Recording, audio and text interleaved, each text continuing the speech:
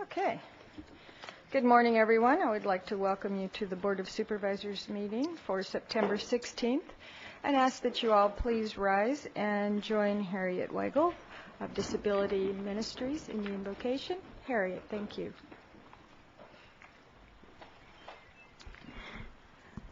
Thank you for letting me be here again. This always means so much. I wanted to give you one little message, first of all. About 13 years ago, my son Billy and I wanted to find a little more purpose in life. And I thought, the Peace Corps, this would be a great place for us to go. We could make a difference. And then I got a message from a little lady in Calcutta. Her name was Teresa, and she had a little house. And she helped people. And the message came through her friend Marlene. And the message to me was, make a difference where you are, in your family and in your community. And if you can do that, and if everybody did that, there'd be no hunger, there'd be no loss of hope, there'd be no lonely people. And my message to you is, continue doing as she said and what you're already doing. Make a difference in your family, in your community, and where you are. It doesn't make any difference what we have, what we look like, what we worship, even if we do or do not worship. The one thing that makes a difference is that we care for the people around us, our family, our community, and our teammates. If you feel like it, please join me in prayer. If not, just focus on the people around you, and I'll make it short.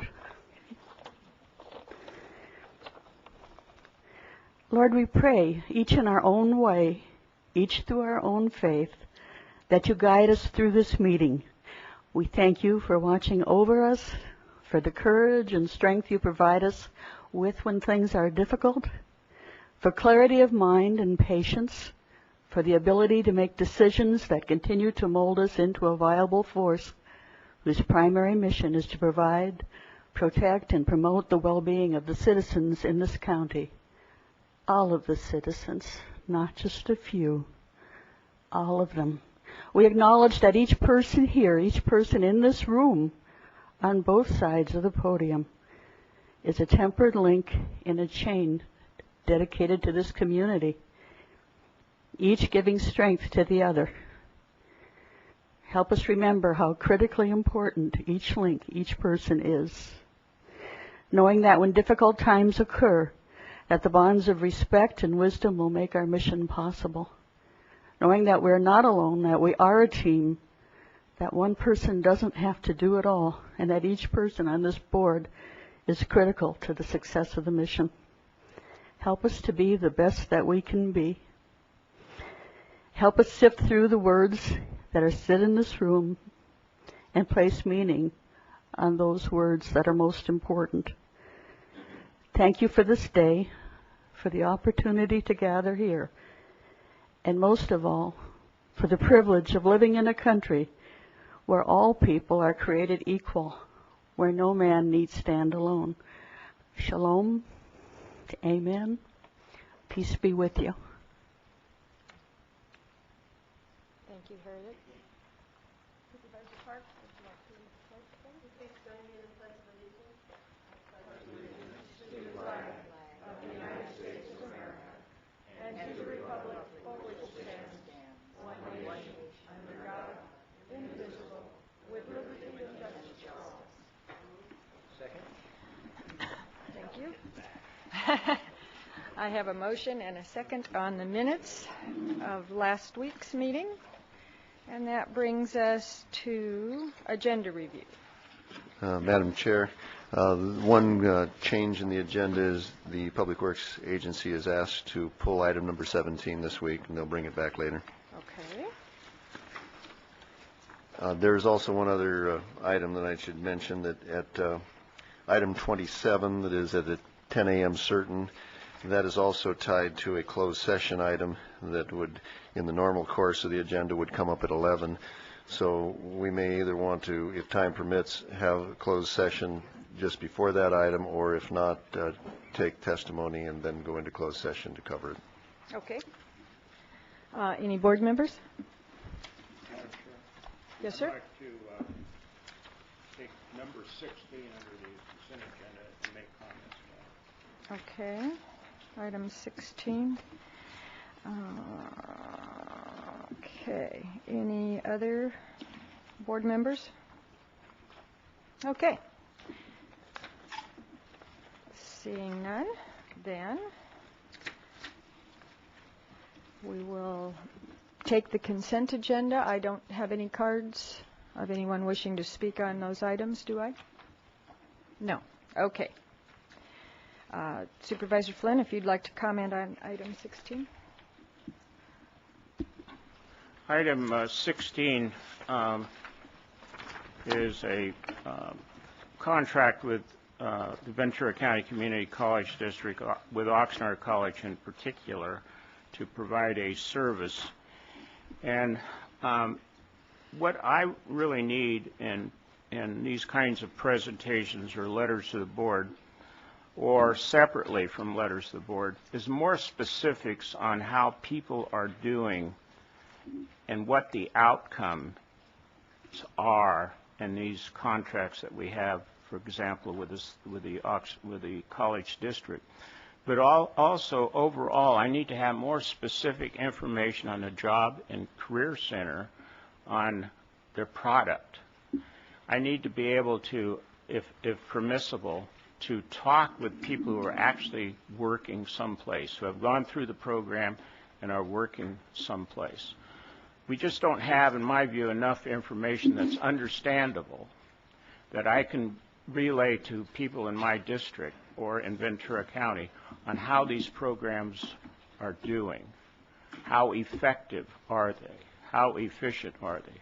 I know when we worked on the taking people off welfare and onto work, we talked many, many times about keeping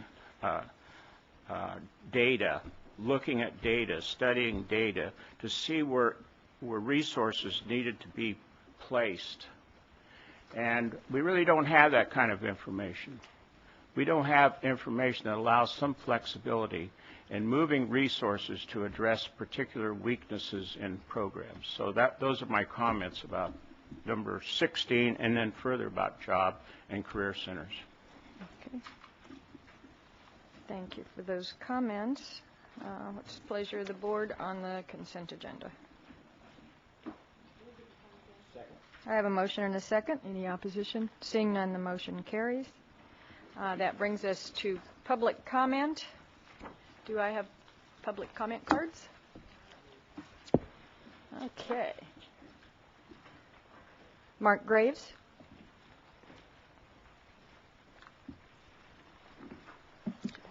John, please.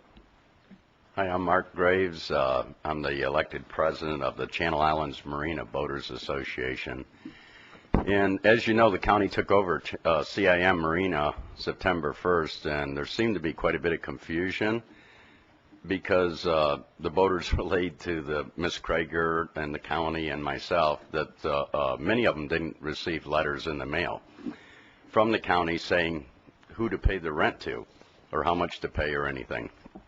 And so I would imagine there are still some people that haven't received word. We have people that live in New York that have boats at CIM, and if they don't receive a letter, they don't know what's going on.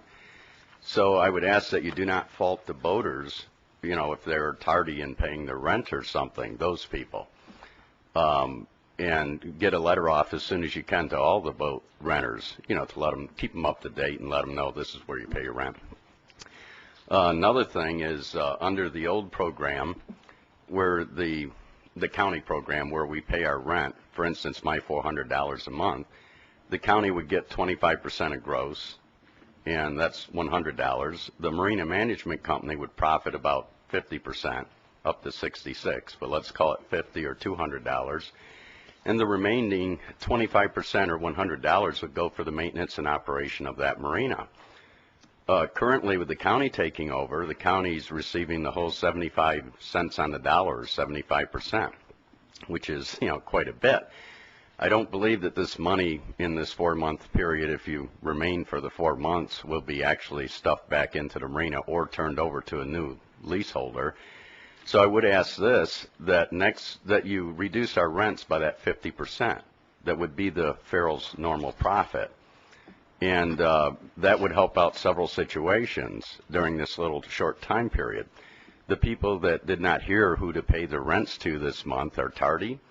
And next month, they could simply pay their rent, and and that would cover both months. They could pay the 1 month's rent. The people that did pay the rent this month, they could pay. We paid double. Instead of $200 taking out the Farrell profit, we paid $4. So next month they should be forgiven the month's rent, and the following 2 months pay 50%.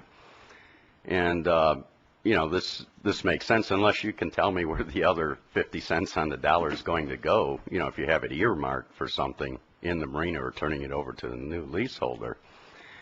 I believe that there's quite a bit of confusion with the county there. A lot of people are running around, but they're not accomplishing stuff. We have the board here, the county council. We have Lynn Krager, harbor director. Under her, we have Dennis Heitman, lease manager. We have Jack, the head of the harbor patrol that collects our rent, all of his people.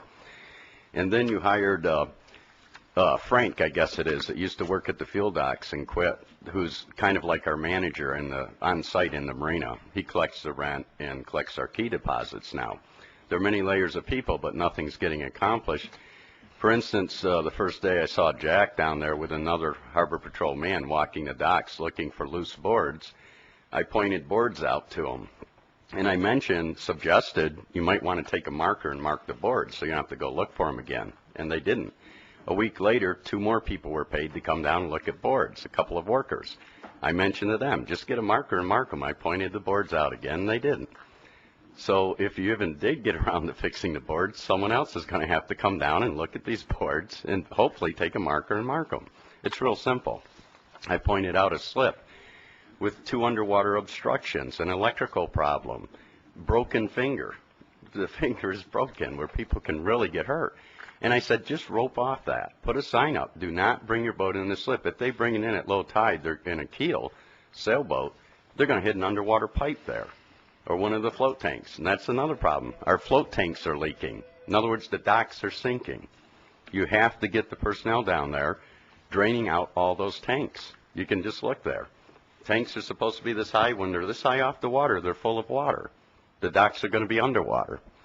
These things should be addressed. You have tons of personnel running around, and nothing's getting done. And these are critical issues. They're not small things. If you want, I suggested before, let the boaters take care of it. We know all the problem areas. Let us sit in the office and collect the rents for you then. Let us take personnel and run up and down the docks and take care of this critical stuff. We know where the problems are. That's about all I have to say. I hope that you would take that 50 cents on the dollar profits the Farrell used to get and reduce the people's rent during this 4-month period. Thank you for your comments. Your time is up. I have no further cards, so we will move to board comments. Supervisor Monk. Good morning. Just a submitted list for adjourn in memory of constituents in my district. Thank you. Okay, Supervisor Bennett. Yes, we have some interesting challenges with the recall of the election and what that will do in terms of us. We've been sort of discombobulated wondering what the recall election will do to our budget. Now we have even another curve thrown at us. But slightly related to that is people were doing an analysis in terms of whether the Supreme Court would weigh in. One of the arguments that was brought up was that the Supreme Court probably would not weigh in because the Supreme Court had their hands full with a very complex issue of campaign finance reform, and that they will be trying to get their report out by the end of December because they want to have that done before the March so that everybody will know what the rules are for the March primary election. Just want to remind everybody that that there's the potential that there could be some ruling in there that could have an effect on our ordinance, or so there could be some ruling in there that would allow or make us want to modify our ordinance. I think we all have a concern about the issue of soft money and independent expenditures, and that will be the critical aspect of their ruling. And I just wanted to give the board, again, that heads up about that and the potential that will be coming in December. Thank you very much.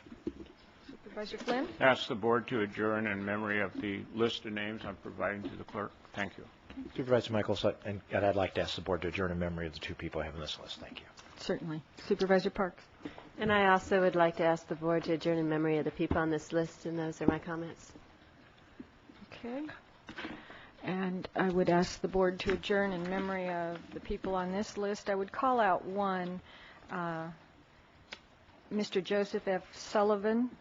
He was a World War II veteran of the Army, United States Army, and he is the father of Council Member Janice Parvin of the city of Moore Park. So our thoughts are with her.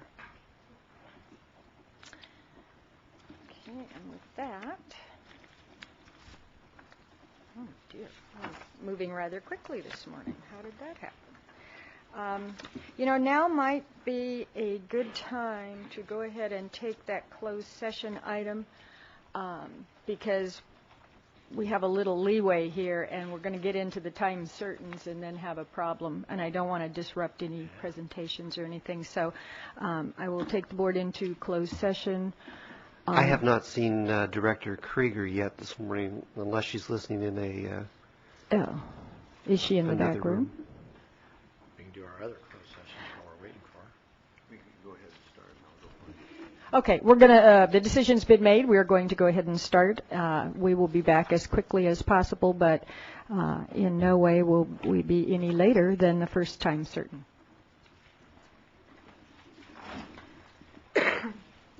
Which is, I'm going to look at my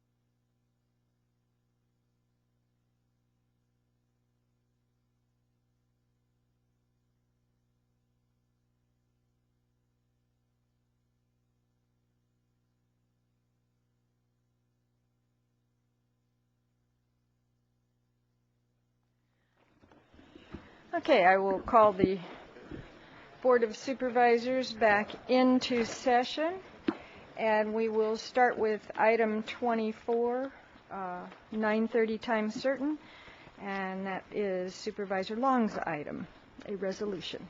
Yes, good morning and thank you. And I'd like to at this time invite to the dais Luis Tovar, our Administrator for Alcohol and Drug Programs, Dr. George Rosh, our Director of Treatment, and I think we also have Diane O'Rourke, who's Executive Assistant for PDAP of Ventura County, Haley Fortnier, Administrative Assistant for Miracle House, and Ray Fairbanks, Program Manager for Kepper House. And inviting these folks, these fine representatives forward to present this resolution. September is to be recognized as Alcohol and Drug Recovery Month, celebrating communities in recovery. And this resolution really talks to the challenges that community faces with addiction as a chronic illness that involves every aspect of both our personal and social functioning and costs Ventura County residents hundreds of thousands of dollars each year in preventable health care, social service, and criminal justice services, as well as the lost productivity that occurs in our workplace. According to the Federal Center for Substance Abuse Treatment, 14.8 million Americans were illicit drug users and 12.4 million were considered heavy drinkers, and this was statistics from 1999. The State Department of Alcohol and Drug Programs shows that treatment works, and we have all heard that for every $7 that is spent, for every dollar spent on treatment, you in essence save $7. Rehabilitation does work, and it provides literally thousands of residents a chance to change their lives, to improve their livelihood, to work with them to overcome their addiction, to take an active role in protecting and improving their quality of life for both the community and the individuals and their families. National Alcohol and Drug Addiction Recovery Month celebrates individuals and families who have engaged in successful treatment programs, as well as the many dedicated professionals that you see before us this morning and volunteers who help to transform the lives and really lend both hope and support to individuals. Treatment and recovery programs provide a range of services to hundreds of individuals in our county, providing them new directions, betterment for themselves and their families and their neighborhoods and their place of employment. And the Board of Supervisors, in proclaiming September 2003 as Alcohol and Drug Recovery Month, and I hope that we'll hear from our folks up here this morning about the event on Sunday, we join with the citizens of Ventura County in celebrating treatment and recovery community for their enduring dedication and commitment to improving lives of individuals and families who are suffering, as well as the quality of community life for all the residents in our county. And it really is about hope. It really is about perseverance. It really is about each other lending a hand, providing a hug, providing support, providing the tools for recovery and the tools to give individuals who are very challenged with what is truly an illness the opportunity to change their life and improve it and to give back in many respects to both others who are suffering the illness and to the community. So I'll step down to present this on behalf of the board, and please do speak as to the event on Sunday and the recognition of this September's Alcohol and Drug Recovery Month. Thank you. Thank you, Supervisor Long, and thank you, members of the board, for giving us this opportunity to celebrate and truly honor those that have made change in their life. On behalf of the Behavioral Health Department, as well as the many individuals and community organizations, including staff that have worked so diligently throughout the course of this year to make this month possible, I just want to take a moment and have them take a stand that are here this morning with us to recognize them for their efforts. So if they would please stand.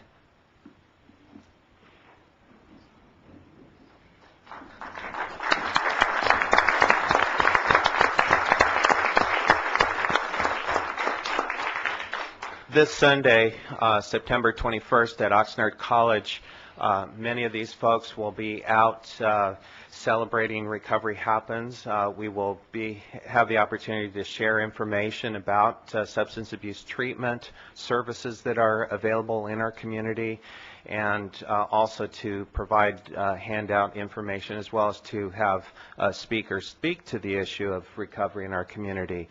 So we will be out there from 10 in the morning till 3 in the afternoon. So please come and join us on Sunday.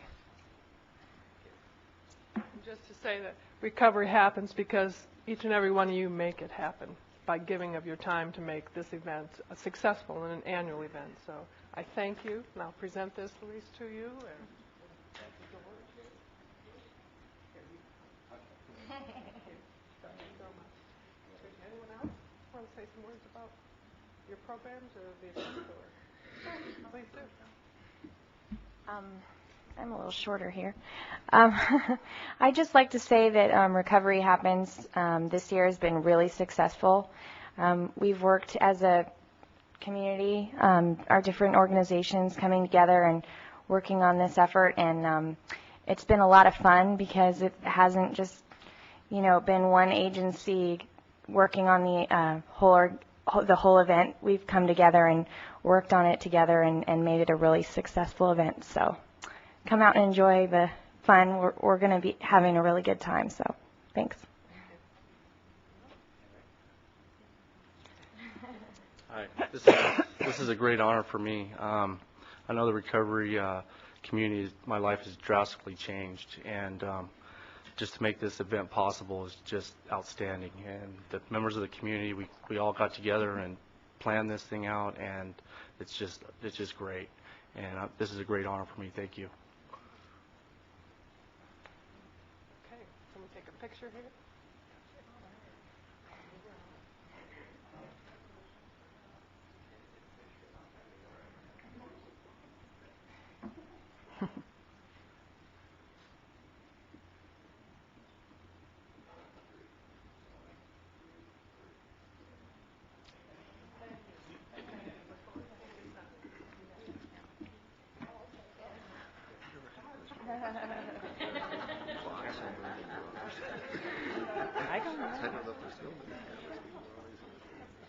I don't think there's film, they're digital. 1, 2, 3.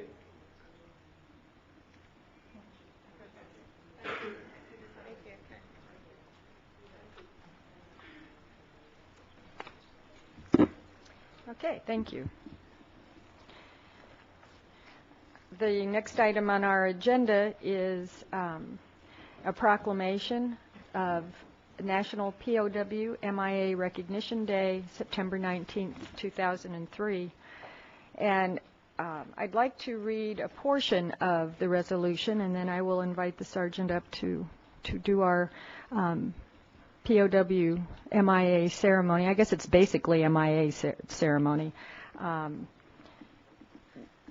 This is oftentimes a difficult time for those of us who lived through the Vietnam War with a service member there, and all of the friends and squadron members who didn't come home. Some were POWs and eventually did come home. Many were killed. Some were listed as POW, and we still don't know what happened to them. And then there's the out-and-out listing of MIA, missing in action. It's a very difficult thing, but I think it's important that we have this day, and it pleases me that we do it every year, because people shouldn't forget that oftentimes in war there isn't closure. Everybody's always asking for closure, and sometimes there isn't any. But these people who served our nation valiantly should never be forgotten. Even if we don't quite know for sure what happened, something happened. They didn't come home. Whereas the noble ideals that become our nation's constitutional foundation were formed over 2 centuries ago in the hearts of courageous patriots who risked their lives in the name of liberty and justice, and throughout our history, American patriots have risen to answer the call when the enemies of freedom have jeopardized our liberties.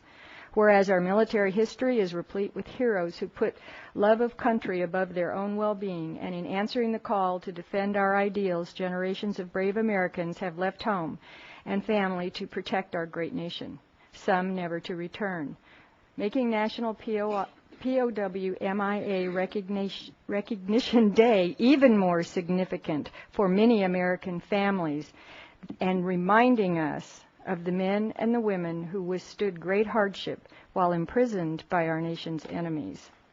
Whereas we owe an incalculable debt of gratitude to those quiet heroes who displayed great honor and indomitable will, and who sacrificed so much for our nation, and to the families of those who are still missing, we renew our unwavering commitment and determination to obtain the fullest possible accounting for them, including their recovery and or repatriation.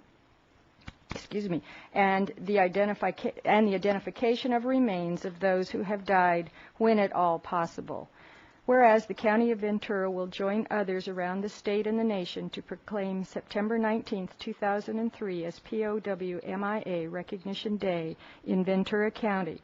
This observance will serve as a powerful reminder to all Americans that we will always keep faith with those who served our nation with honor, integrity, and great sacrifice, remembering those still missing and honoring those who were imprisoned during our wars.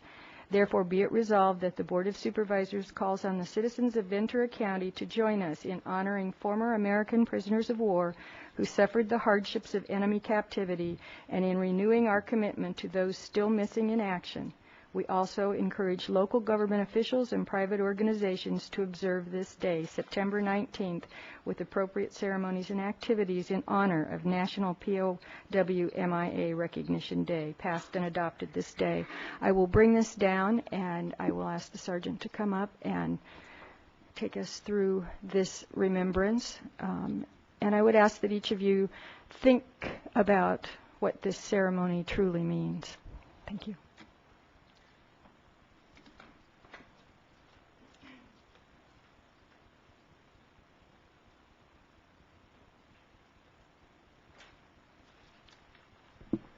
Madam Chairman, members of the board, I would like to have our group, this is our Air Force Sergeants group, Chapter 13 and 11. I would like for them to stand, if you. This is Vet and Vic Sabi, John Babbage, Jim Farrell, Ray DeLatorre, and his wife, Ampy.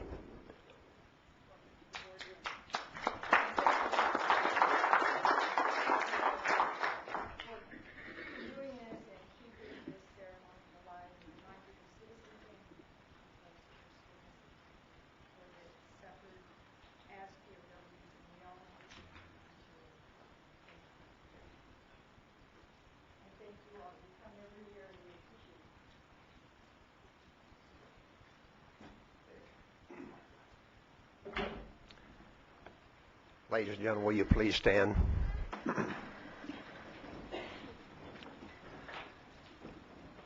I have here to my left, and Ray, Vic Sabi. Vic spent 15 months as a POW in Europe during World War II. I felt real good this morning when I started into this building. I had a gentleman to approach me out in the parking lot. He says, "What base are you stationed at?" So I kind of stood up a little more erect than what I thought I was, and I said, I've been out of the service for 30 years. And so Vic's had his 20-some-odd years. Ray retired with 20, and John also retired with 20-some-odd years. So we got a lot of time in here and a lot of numbers that we could work with. But I would just like to share this POWMIE table setting. And we'll start off. The missing table. As we gather today to participate in these ceremonies, let us be ever mindful of those American service members who are no longer able to share in these events, whether through infirmity, internment, or death. Let us be ever mindful of the continued pain and sorrows and sacrifice of 100,000 comrades who wear the mournful title POW, MIA, prisoners of war, missing in action, whose story is still unfinished. Many in this room today can truthfully say, there, but for the grace of the Almighty go I. We cannot evade our continued responsibilities, nor shall we, to bear witness to their ongoing absence. We have a table displayed here. This is a display here today whose meanings may not be familiar to some. I would like to explain the meaning of these items on this special table. The table is round to show our everlasting concern for our men still missing. The cloth is white to signify the purity of their purpose to respond as American fighting service members when the nation calls. The flag is at half-staff to honor those not yet accounted for. The single red rose is displayed in a vase, reminding us of the life of each of the missing and their loved ones and friends who keep the faith, awaiting answers. The vase is tied with a red ribbon, a symbol of our continued determination to account for our mission and people missing in action. A slice of lemon on the plate reminds us of the bitter fate of those captured and missing in a foreign land. A pinch of salt on the plate reminds us of the tears shedded by those missing and their families who seek answers. The glass is inverted to symbolize their inability to share our toast. The chair is empty. They are still missing. If you would bow your heads, will you please bow your heads with me for a moment of silent reflection and thanks for their enduring sacrifice.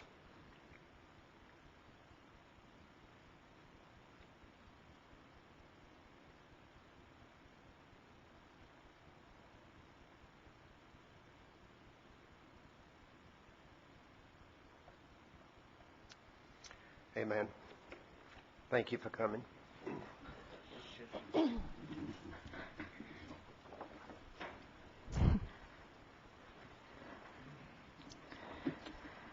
Thank you all. And you still look like you could be in the service. And thank you so much for allowing us to come. It's been an honor to do this each year. Seemed like it was just yesterday I was standing here. I know. Well, it's an honor for us, for you to think about us and want to come down and do that for us. So thank you. Okay. Shall we go back into closed session before our 10 a.m.? One of those items we either have to decide to trail it right now until we can do closed session or skip back in there and get to work. Okay, we're going to go to work. We'll be back out at 10.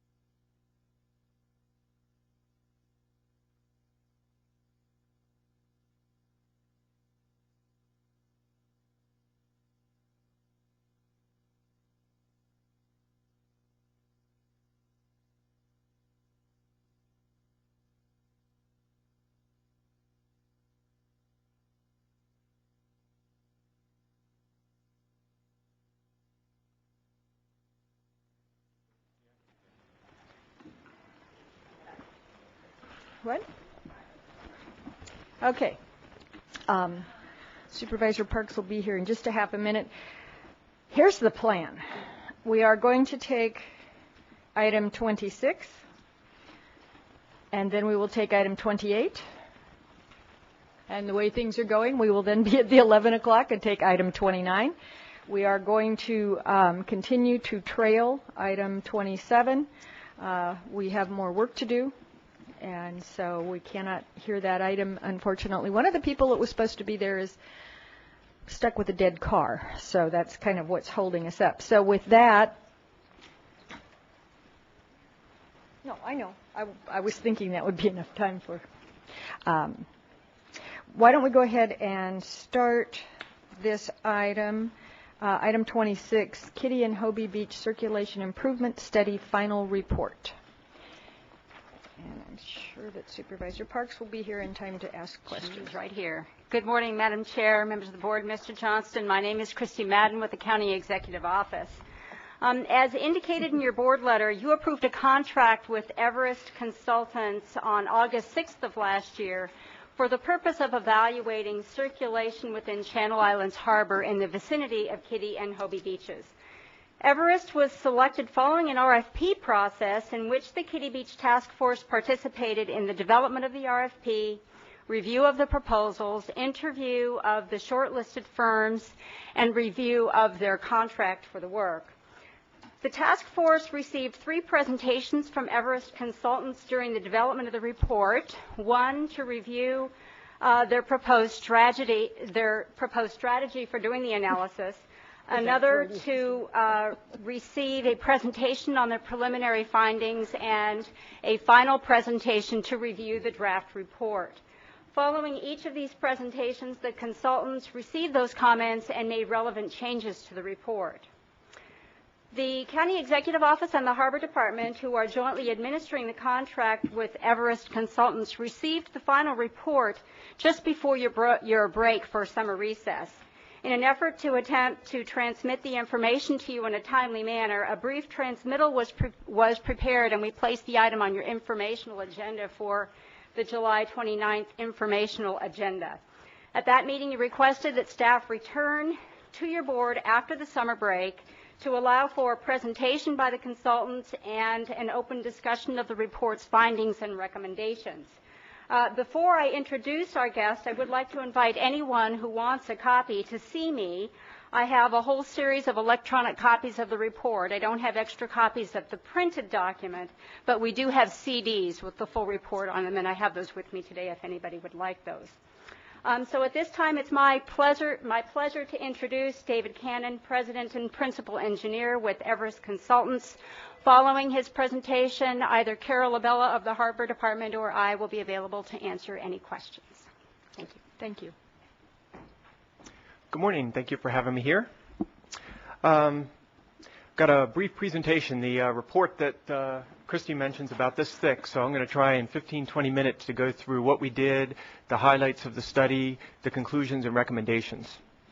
So as you can see on either side here, the project location the focus was on Hobie and Kitty Beach.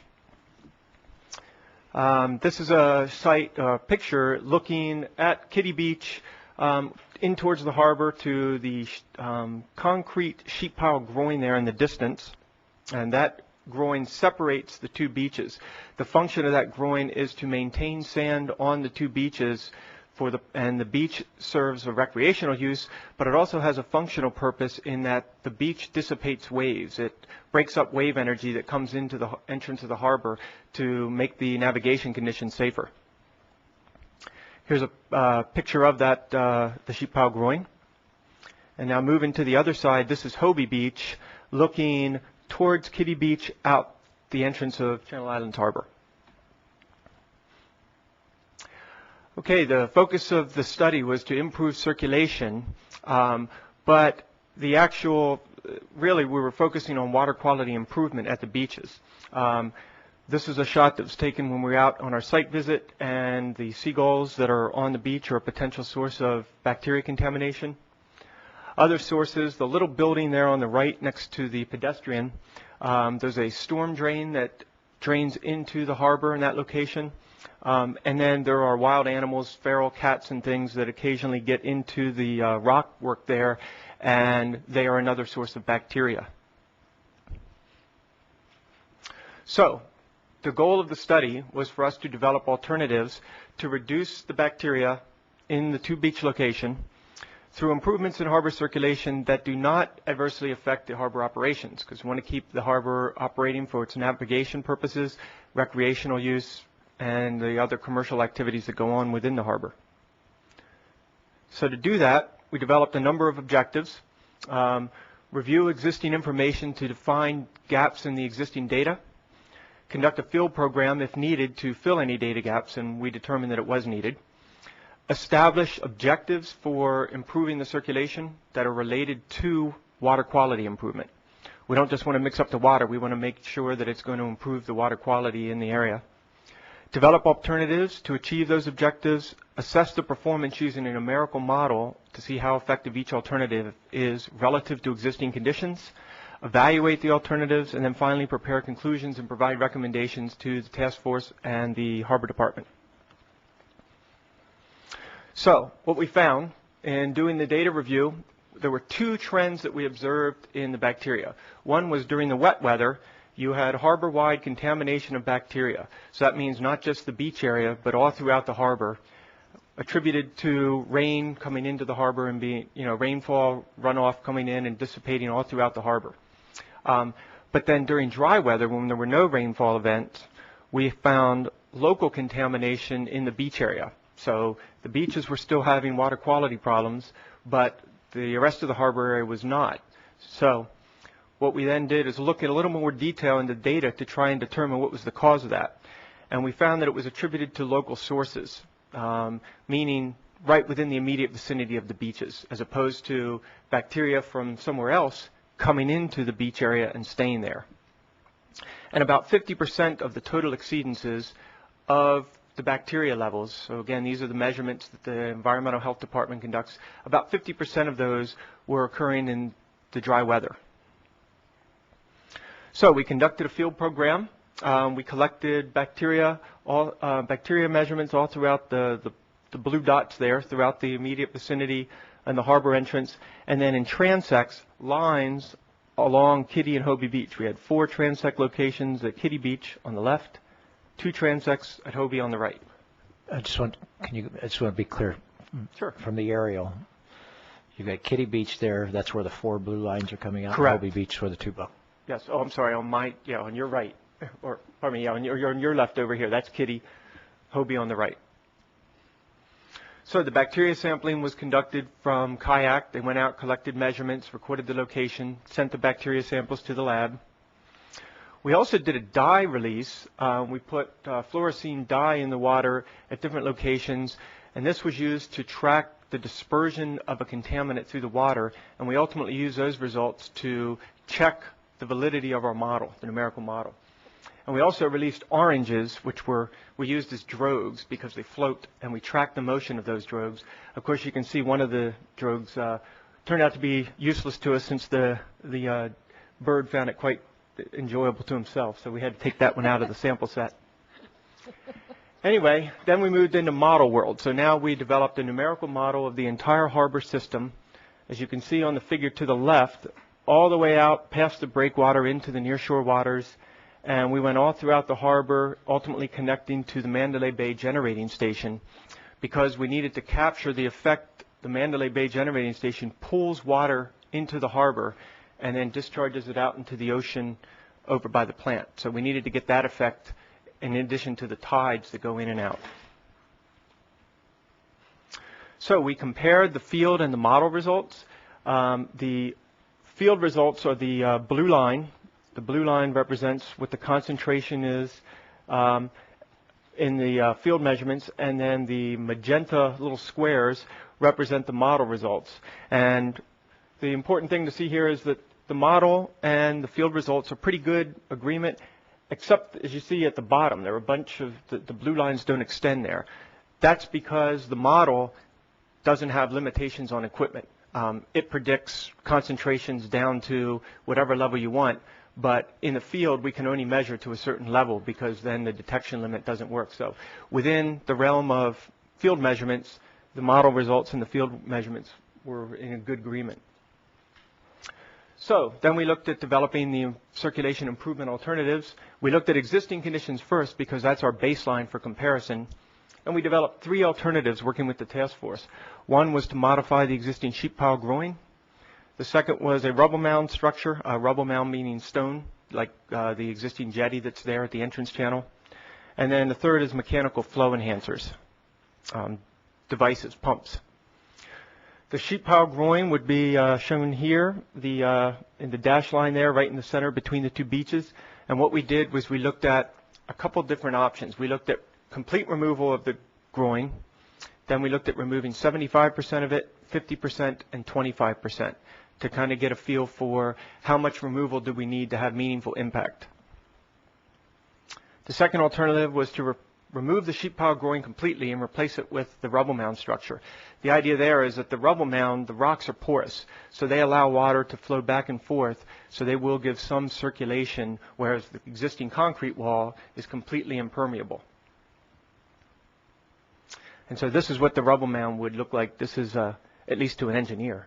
It's covered with rocks on the top, big armor stone, and then, so this is a cross-section. If you imagine slicing the structure in half, this is what it would look like.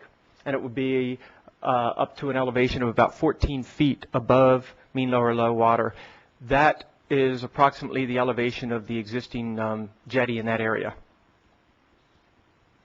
And then the mechanical flow enhancement was we looked at putting devices. This figure shows 2 devices, one each, the little yellow, one in Kitty Beach and one in the Hobie Beach. We also looked at the option of putting 4 devices in, 2 in each beach to improve circulation. And here's an example of the device that we looked at. This is the in-stream circulation device. And of course, the person there gives you an idea of the scale. It floats on the water. It's anchored to the ocean floor. And basically, it's a series of circulating aluminum discs. The discs are dimpled like a golf ball. They turn, and that dimpling pulls water with it. And so basically, it induces a flow, and that's what gives you the circulation improvement.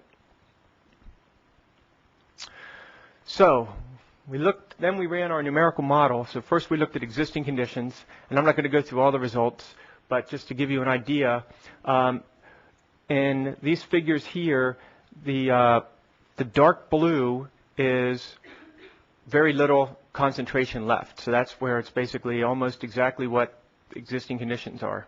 You're back to basically no concentration. The greens are some concentration.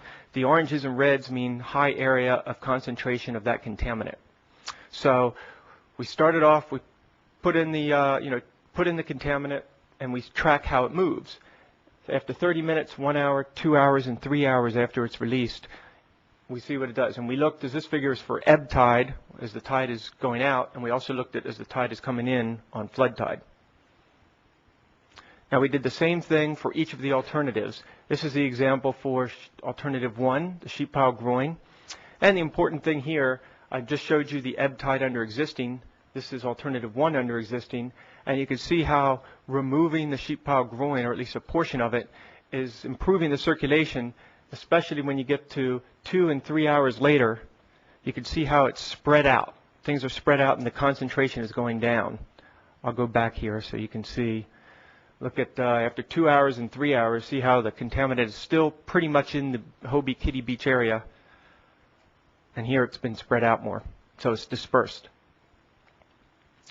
So we did the same thing, as I said, for flood tide under existing conditions, under each of the alternatives. Again, similar patterns, except now it's being dispersed the other way, in towards the harbor, because this is flood tide where tides are coming in. So to make some more sense out of that, instead of just comparing a bunch of different figures, what we did was we defined our area of concern for comparing the alternatives. And we did that by looking at the area in each of the beaches between +5 mean lower low and -5 feet mean lower low. That pretty much captures the full tide range. and the area where most of your recreational beach use occurs, and where the sampling is conducted for environmental health department that's required to be conducted at the 2 beaches. So we then use the model results to determine the average concentration of the contaminant in this area. And so now I'm just going to present the summary of those results. Again, for ebb tide first and then flood tide.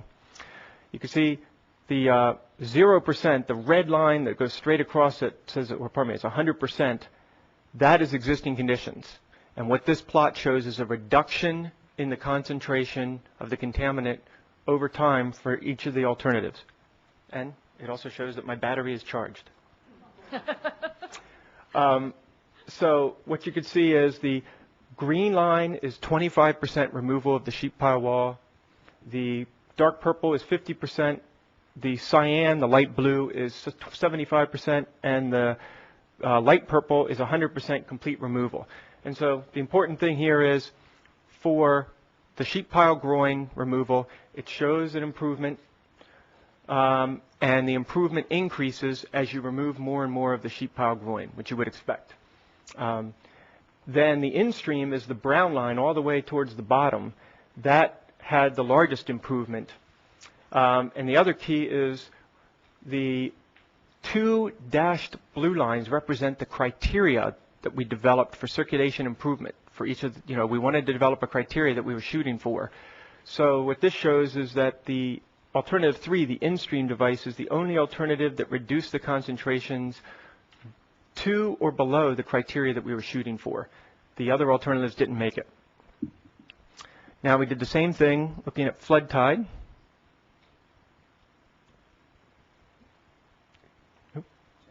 Hold on a minute.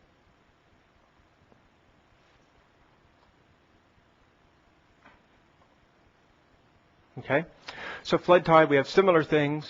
The trends are exactly the same, but the reduction is a little bit more clear under flood tide. So we did that, so we wanted to make sure that the alternatives that we were looking at were going to be equally effective during ebb and flood tide. Okay, so now that was looking at the performance. Now we wanted to look at the impacts of the alternatives. So the way we did that was we looked at what type of increase in velocity would each alternative cause in the beach area, because that could have an impact on the sand that's there. Higher velocity could tend to increase the erosion of the beaches. So the blue line, the dark blue, is the velocity under existing conditions as a function of time. So as you move across from 0 to 24 hours, because that's a typical tidal day that we looked at. And basically it shows the green and the magenta line are alternatives 1 and 2, sheet pile groin removal and replacement with a rubble mound structure. And what it shows is they do show some increase in velocity, but pretty close to existing conditions. But then the cyan line, the light blue, alternative 3 up at the top, does show a more significant increase in the velocity. That was the mechanical flow enhancement devices. And that was at Kitty Beach. So I switched on you here. That was, instead of doing ebb tide, flood tide, here I've switched to, this is the velocity increase at Kitty Beach. And now here it is at Hobie. So you can see at Hobie, the same trend, but the increase in velocity is much larger especially for alternative 3. So what that showed us was that while the other alternatives are not as effective at improving circulation, they don't get as much increase in velocity, they also don't have as much of an impact on the potential sand transport at the beaches. So we pulled all that together in a summary. We prepared cost estimates, and we also looked at other potential environmental impacts. Because I should point out, ultimately, if you move forward with a project, you'll have to go through the California Environmental Quality Act to do environmental review. That's when they will determine whether or not an impact is truly significant from the standpoint of CEQA. But we basically, at this level, tried to pick out those critical issues. And so we looked at aesthetics, we looked at potential issues like noise and things like that. And so we developed this matrix of alternative. We have whether or not it met the performance objective, and you can see only alternative 3 met the performance objective. potential environmental impacts. And a key here is alternative 1 and 2, while they have potentially significant impacts, those impacts are permanent because you've replaced the structure, or in the case of alternative 1, you've punctured the existing structure or removed a part of it. So that impact's going to be permanent. The alternative 3, when you put in the circulation device, that impact is most significant, but the device can be moved and taken out. So it's a temporary impact, potentially temporary impact. We looked at construction and maintenance costs, and you can see here for alternative 1, it ranged from $280,000 to $290,000. Construction maintenance was about $30,000. Now that's $30,000 over 20 years. We looked at a 20-year life, so you divide that by 20, you get the average annual. And the implementation time was how long we had estimated it would take to go through environmental permits, design, and get your construction. And we did that because when we were doing the study, we were trying to be aware of how much time you had for your grant to be able to be spent to have a solution implemented. Alternative 2 cost about $700,000 to implement. That's the rubble mound groin. About $20,000 in maintenance, operation and maintenance, and the longest implementation time of 16 to 20 months. Alternative 3 was about $280,000 to construct, $400,000 in operation and maintenance. Most of that is electricity for running it. An important point out there is that we assumed that any circulation enhancement device would be run 24 hours a day, 365 days a year. It might not have to be that. You could optimize it. It might only have to be run during the beach use season or during different times of the day.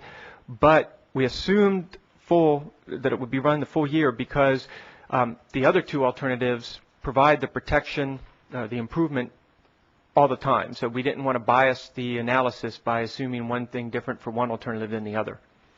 And it had the shortest implementation time frame of 8 to 10 months.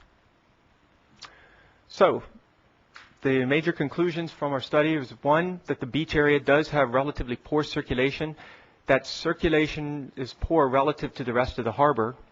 But that doesn't mean that the circulation is the only problem. Basically, the problem is that the circulation is not adequate to disperse the contaminant at the rate that it's coming into the harbor. So there are a number of things that are factored into that. There were 2 trends in the bacteria standard exceedances, as I mentioned. One during the wet weather, harbor-wide contamination basically, exceedances, and during the dry weather, pretty much confined to the beach area. That was good news because that means circulation improvement can help the problem. I should point out, if we had not found the local source, if we were concerned that the contamination was coming from throughout the harbor, circulation improvement wouldn't necessarily help, and it might actually make the situation worse, because if the contamination is coming from somewhere else and we're improving circulation by bringing water from those other locations into the beach area, then we could make it worse. So, sure. Know for sure the source of contamination. I'm sorry? We don't know for sure the source of contamination. No. That's the question mark. That's correct. Yes. Yeah, so when I say the local source, we looking at the data that had been collected from environmental health, we analyzed that, and there were some strong indicators that it was a local source. So again, if you want in question and answer, I can give you some of the technical rationale for how we determined that. It was technically possible. I'm sorry. While we're on that, though, we are sure that it is a local source and not coming from someplace else, you're saying? We're sure that part of the problem, as much as 50% of it, is attributed to a local source. The dry weather problem is a local source, meaning the birds in the area, the things that you identified as local sources. Correct. Right. This isn't coming from sewage line leakage 3 miles away and that stuff. Correct. Okay. Thank you. Technically possible to improve circulation, meaning from an engineering feasibility standpoint, there are no problems. And we developed 3 alternatives, as I mentioned. Could I ask a question about the local source? Sure. When you say local source, you mean it's coming from inland, from the land to the ocean, as opposed to it's coming through the water? No, local means, in this case, right in the immediate vicinity of the beaches. So we had defined roughly 1 to 2 football fields in length, so 300 to 600 feet radius in either way from the beach. You were saying the harbor itself didn't have the poor quality of water, so it's localized over to Kitty and Hobie Beach. But when the Supervisor Bennett said, well, then it couldn't be coming from a broken sewer line somewhere inland bringing it in, did you make that determination? For the case of, as I mentioned, the dry weather exceedances, that's what we found. But during the wet weather, as we said, there was harbor-wide contamination. So we don't know where that's coming from. It's probably coming from runoff from all over. It could be coming from other sources within the harbor. We don't know. We were just then focused on the dry weather exceedances. Thank you. Sure. But the Port Hueneme, or the drain that runs down Channel Islands goes into the harbor. Correct.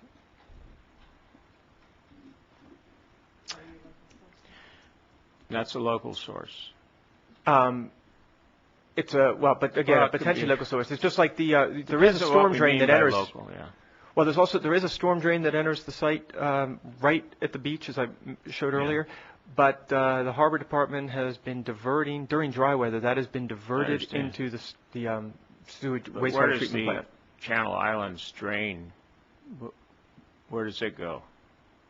I think that one's further. It comes into, but it's further back in the harbor, not right at the beach area. I understand. But it still comes in. Correct. So it could be a source of contamination, but not to the local issue that we had identified. We don't know that for sure. Right. Well, and it's, as I said, it's a definition of how we're defining local. But yeah. So I think to go maybe back to your question, it is possible that there is another source. If you define local as a little bit farther away that's coming in that could be contributing, yes, that would be the case. So we also found that the mechanical flow enhancement was better than the 2 structural measures at dispersing the contaminants. The implementation costs, initial construction and annual O&M is presented here. Only alternative 3 met the performance objective. Alternatives 1 and 2 had relatively small potential impact on the beach because of the increase of velocity, but alternative 3 had potential for relatively large impacts with its a large increase in velocities. So where do we go from there? Well, the recommendations that we made as a result of that were, one was to conduct some additional planning studies. First would be to prepare a source analysis program to quantify bacterial loading, DNA. That is being done now. And again, that goes towards being able to better identify where the source is. Because in all of this, all the work we've done, we were still we had to guess as to where the bacteria was coming from. So that's why in our contaminant analysis, I don't know if you noticed the switch. I switched from bacteria to contaminant when I was presenting the results on the model. That's because we couldn't actually model the bacteria because we don't know yet where it's coming from specifically, how often, and at what rate. So we recommended the source analysis program to help do that. After that, update the circulation improvement study to be able to better quantify how circulation improvement can go right after quantifiable improvements in bacteria reductions, and to develop source-specific measures to lower bacteria. So, for example, if it turns out that birds are a primary loading source, then you can develop management measures directed at birds. If it turns out to be another storm drain, the channel, then you can develop best management practices to go after that. Then we also had move forward with alternative 3 as a pilot program. This would be putting in the circulation improvement devices on a temporary basis to see, it would test the concept of circulation improvement and how well that worked. And it would be on a temporary basis. That way you can get a feel for, will it have significant impacts to the beaches if it's deployed for a long period of time. And then third was basically do both of those in parallel. So do your planning studies and your circulation improvement with the in-stream devices or something similar in parallel. The reason for that was when we were working on the study, the time frame for which the grant had to be used to implement your solution, you couldn't do it in series. You couldn't do the planning studies first, wait for the result, and then go to alternative 3. You wouldn't have enough time for the process that you have to go through to implement a project. But since we had finished the draft report, I think Christy and others going back through the grants had found that there's actually more time that you have. So you could still proceed in that direction or proceed with the planning studies first and then move to the alternative implementation. So that's it. With that, and answer any other questions you may have. Questions? Supervisor Bennett. Were those your recommendations or the task force recommendations? Because they look different to me. Those were our recommendations in the report, but again, all the recommendations that we had made were those were in the draft report, and then those were routed to the task force for review and comment. Any comments we got back were incorporated. We did get some comments, so so the report was modified, and this is based on the final version after comment. Okay. So I have here the task force authorized moving forward with the DNA testing contract, and will recommend additional actions as results are obtained. The decision to install circulator enhancement mechanisms, even if only temporary in nature, was deferred due to noise impacts and questionable effectiveness. So that's the task force saying we don't recommend going forward with the mechanical thing. Correct. But up there on the screen, it was a recommendation to go forward with it. Correct. What we laid out basically, yeah, they could do an either or both. And my understanding then is what they've chosen to do is just part one of the planning study. So what was on the screen was your recommendation, not the task force recommendation. Correct. Thank you. Other questions?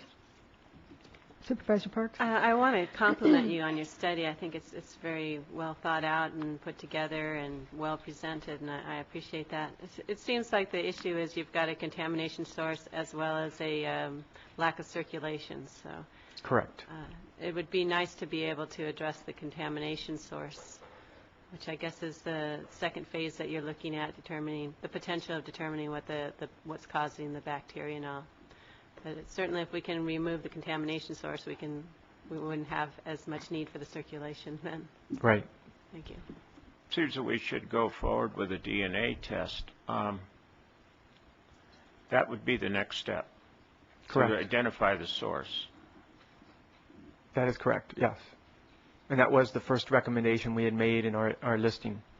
That was a recommendation that Jim Stone made about a year ago, actually.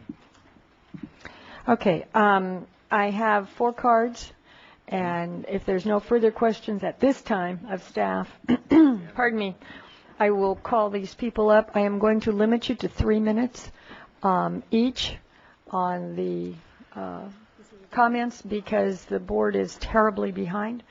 Excuse me, and we have other time certains, et cetera. So I'm going to request that you limit your comments to 3 minutes, and I will start with Jean Roundtree.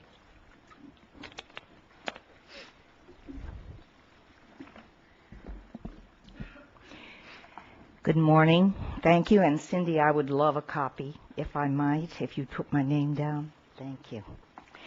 For the last 5 years, the Beacon Foundation has been the most active on the issue of contamination of Kitty Beach. We really started out very positive.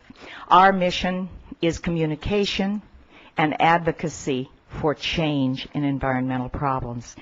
And we did inform the public.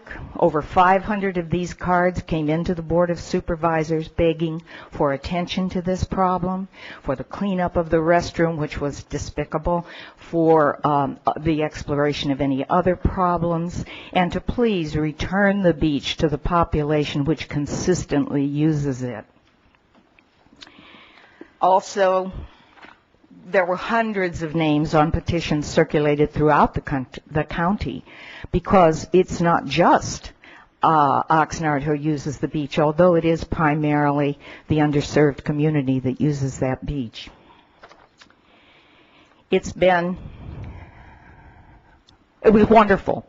We really were excited when they rebuilt the bathrooms. They were definitely, there was what they kept referring to as an offset in the pipe, not a broken pipe, but it was leaking. There also was a tank, a septic tank dug up right on the beach. That was leaking. We did have indeed local contamination. But there has been this kind of dance of denial for 5 years. Each One has been adroit in avoiding any responsibility for solution to this persistent, recurrent, and dangerous pollution. The pollution holds hostage our youngest children with the most immature immune systems and their families, who are the most likely to suffer in silence. Their parents don't even have a concept they have a right here. They certainly do not have a computer on which, or the language skills to report illness among their children when they've had a day at the beach. So they are ignored. First, the excuse was no money for testing. Surf Riders was doing the original testing on this beach. You have about 30 seconds left. Oh, that's really sad. I want to beg you to heed Harriet's message at the beginning of this. There is money to address the problem. There's nothing that I can see wrong with the Everest study. What is lacking here is any will to implement any solution on a trial basis. And you have a responsibility to do that. Thank you for your comments. We hope your time you will is up. do that. Thank you very much. Appreciate it. Ms. Ellen Mike. Spiegel. Hello, my name is Ellen Spiegel. I am one of 5 elected directors of the Channel Islands Beach District. I am not speaking for the district right now. I am speaking as a concerned citizen of Ventura County on how the monies are being spent for the Kitty Beach project. I was present at the Board of Supervisors when the $1.5 million when the task force was conceived and when the grant was okayed for the $1.5 million. I'm here to ask questions because they concern me. Of the $1.5 million, there is nothing on the staff report that shows where the money has been spent so far. It appears to be that the majority of the money has been spent on consultants and studies, and it is necessary to have it, and you can see from the presentation it was done very nicely. But my concern is this: how much was spent on consultants? How much do we have left to spend on possible solutions? And are the children of Ventura County going to be condemned to just one more summer of contamination in our environment? It is up to you to really put some pressure on possible solutions and have them implemented. One of the possible solutions that was talked about at the beginning before any consultant was gotten to was that there should be a red dye tablet put into boaters who visit the harbor or are living at the harbor. This has not been done. Another suggestion that was part of the task force was to improve circulation and still maintain the look of the area, was to drill holes into the containment walls that were set up to stop the waves from coming into the harbor, so that it would be a filter system like they do on breakwater. That also has been not spoken to. There are several others, and I see my time is up. I just want to thank you very much for what you have done, and please, let's spend some money on possible solutions so the children can have a summer of swimming free of contamination. Thank you. Thank you for your comments. Lee Quaintance. Yes, good morning. As you know, at your meeting before your break, we gave you a letter that the Beacon Foundation was going to withdraw from participation in the task force in order to be able to speak about the process from the outside, since we felt we were not able to accomplish a great deal from the inside. One consequence of that, perhaps, was that this report got this hearing today, which I think was very important, and I'm very gratified that that occurred. I think it's an excellent piece of work, not that I agree with all parts of it, but it needed to be done, and it has come up with some recommendations. The very fact of having this hearing gave an opportunity to respond to the question that Supervisor Bennett asked about the phrase in the staff report that says, even if only temporary in nature, the decision to install circulation enhancement mechanisms was deferred due to noise impacts and questionable effectiveness, and ask Mr. Carroll whether, Mr. Cannon, whether that was his recommendation, which it was not, or whether it was the task force recommendation. In fact, it was not the task force recommendation. Task force took no position on that since it only had seen the draft report. And I believe another meeting was contemplated where we would go over the final report. Instead, that final report was submitted to you on your information agenda. So the answer to Mr. Bennett's question is the decision to defer was taken by staff, not by the task force. And I think that's very important. I think there's a big problem here of a kind of institutional aggressive lethargy. We see in the staff report here the seeds of more studies.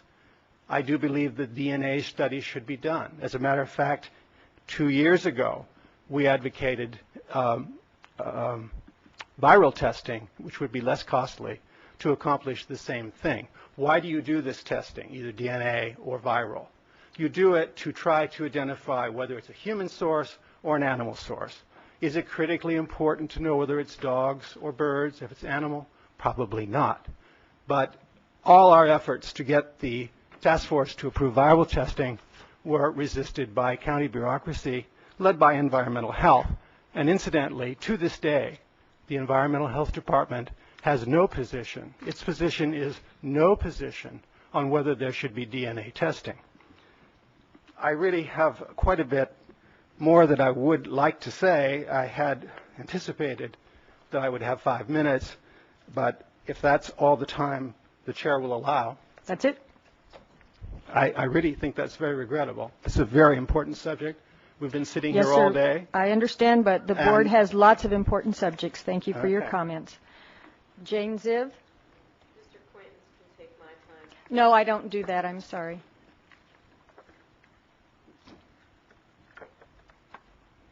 Thank you. I'm just here to offer a simple solution, kind of a right-brained idea that I came up with that I've seen in other parts of the world, and that is to put a fountain in Kitty Beach. It would be children-friendly. There's children fountains all over the world. You see them everywhere. And it would offer a solution to the bird problem and the circulation problem. I think that the research is there. I've looked it up myself on the internet. I think Mr. Cannon could probably do the mechanics behind it. I'm not an engineer and don't claim to be, but I think it's something that would be a beautification for the harbor. You know, Bellagio on a small scale. Very small scale. Well, you know, and where I've seen them in the other places, other parts of the world, have light shows at night with music. It would be, I think it would be a really beautiful thought to entertain. Thank you. Okay, thank you for your comments. Okay, that's all the cards that I have, so I will confine the comments to the board. Are there any questions of staff? Supervisor Flynn and then Supervisor Just the Bennett. whole idea of having a beach in a harbor, in trying to identify the source of contamination, it's almost like a mystery. In the other harbors that we have in California, how many of them, do any of them have beaches? Yes, a lot of them. There's the same thing that you're going through with Kitty and Hobie Beach. I know the Port of Los Angeles is going through with Cabrillo Beach. Marina Del Rey has Mother's Beach, Dana Point, Baby's Beach. There are a few similar beaches in Mission Bay and in San Diego Bay, and also a couple locations within Newport that have And similar. do they all have, or some of them have the same kind of problem? Yes, most of them, it's the recreational beaches and enclosed water bodies that a number of them are having those bacterial problems. And they're all doing similar type studies, progressing again towards either source tracking, or towards circulation improvement, or a combination. Supervisor Bennett? Yeah, two questions. One, Jane Ziv mentioned about fountains, and that would solve the bird problem. And has the task force looked at this fountain suggestion of Ms. Ziv? Actually, she did come to a task force meeting. I believe it was the last task force meeting that we had, and presented this idea. And it's certainly something that is an intriguing concept. I'd like to respond to a couple of the other comments that were made, and just give people an indication of how much money we've spent so far and how much that we have remaining to spend. We've spent a little under $190,000 of our $1.5 million grant, and as you may recall, only $705,000 is currently under contract. The remaining $795,000 was set aside for installation of an improvement system. That money needs to be under contract, I'm now told by the state, by June 30th of 2004. That was new information to staff that came to light when we got the presentation from Everest Consultants that said either do some source sampling and then reevaluate, or install your circulation system simultaneously. And it was staff's interpretation, and we didn't take a vote because we try to do most things by consensus on the task force, that given that information, most committee members, given the concerns about noise and bird attraction and other concerns about the circulation system, that we did have the time and the luxury to do the source sampling first, get the results, and then reevaluate. So yes, perhaps I misstated the reality of what happened at the task force, but it was my impression based on comments from people at that meeting that if we don't have to rush, let's wait. Let's not put the circulation system in. Let's proceed with the DNA testing. So we do have a contract with URS Consultants out of Santa Barbara. They are in the process of collecting the samples. We hope to have the results from the DNA testing by December of this year, at which time we will revisit the circulation and look at those results and see what kind of systems we need to install. And if, in fact, we see that it's a preponderance of one source, we can target that. And as Supervisor Parks says, we may not need to proceed with the circulation improvement system. So that's kind of where we are. But we still do have quite a bit of money left. And of the money that has been spent so far, yes, the vast majority of it has been for the Everest contract. We did pay for the removal of the septic tank that you heard about earlier, and a few other minor costs, mutt mitts and things down at the beach. But that's about where we are. So will the task force examine this fountain solution? That's certainly, I think we will. There was some concern that a fountain may very well attract more birds than deter, but I suppose it depends upon the design, and that's something that we will certainly take under consideration. And then also,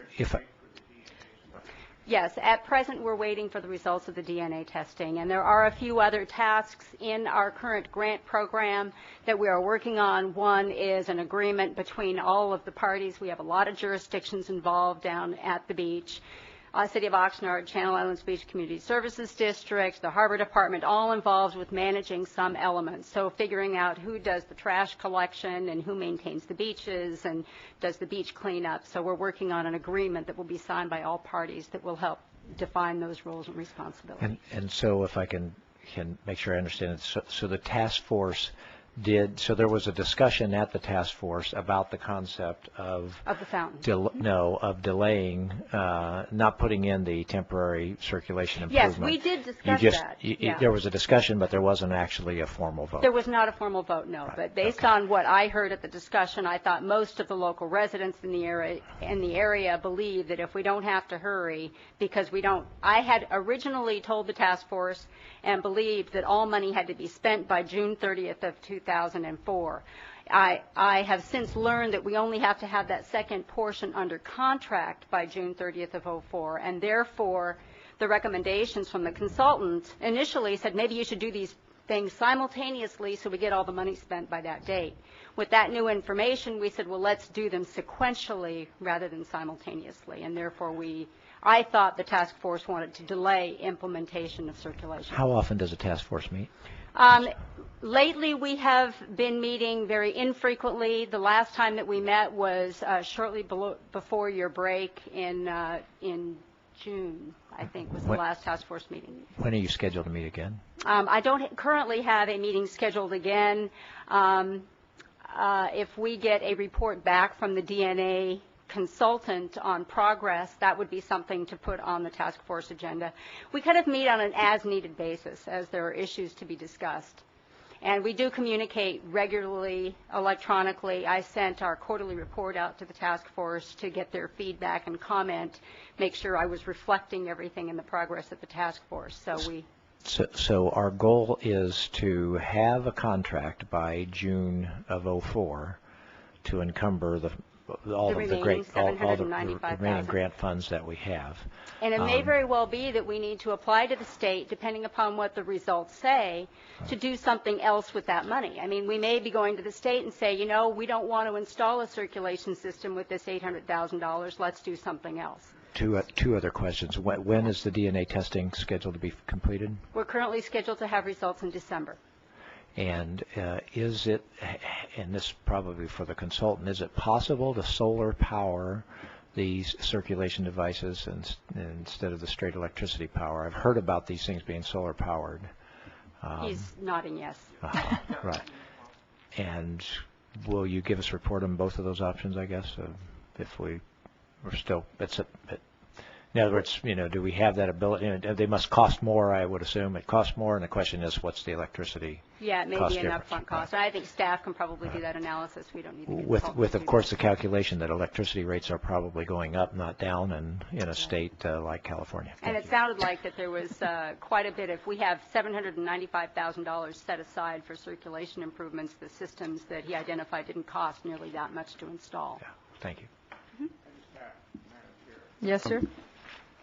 A couple of things I want to put into the record, and let me read to do that. The study focused on three methods, and you went through those three methods, two of which altered physical structures within the harbor, and one method that would include mechanical pumping of the water in the harbor near the two beaches. The report indicates that mechanical water circulation alternative 3 is the most feasible. The report indicates several negative impacts that could occur should alternative 3 be employed. The estimated cost of those negative impacts should be known before anything is tried. The report indicates that significant amounts of sediment will be moved. Sand erosion from the beaches will occur. The sediment and sand will move into the harbor, causing navigational hazards which would need to be corrected by dredging. And so, as one of the major parties to this whole issue, the Army Corps would have to be involved on something like this issue, whether it's trial or permit or whatever it is. They would have to be involved and approve, and for my safety concern. If the harbor were dredged more than it is now, then that cost could well come on the local Ventura County harbor, parks and recreation, and so forth. Presently, the federal government pays for the dredging of Channel Islands Harbor. If an increase in that dredging is caused by whatever we do here, then I'm sure the county will have to pick it up. The whole foundation for the harbor, historically, the foundation for building the harbor, because of the Port of Hueneme, was to take the sand that is dredged from the harbor and put it down Port Hueneme and then Silver Strand and Port Hueneme beaches because of the erosion caused there. So we have a lot of things to think about here. We don't want to rush into a situation and make big mistakes, expensive mistakes. Everyone is concerned about it. But let me say this. We had a person who testified here one time and said this harbor, this beach will never be able to get rid of the contamination. it should not be used by children. That's what a person testifying that came from Hollywood Beach, lives there, said to us, the board. That's pretty much a direct quote. So when we use the DNA study, we're able to isolate where this contamination comes from. And let's assume it comes from the water running down Channel Islands Boulevard into the big storm drain, or the red channel operated by flood control. It goes into the harbor, and that's where it all comes from. The question mark is now, what do we do about that?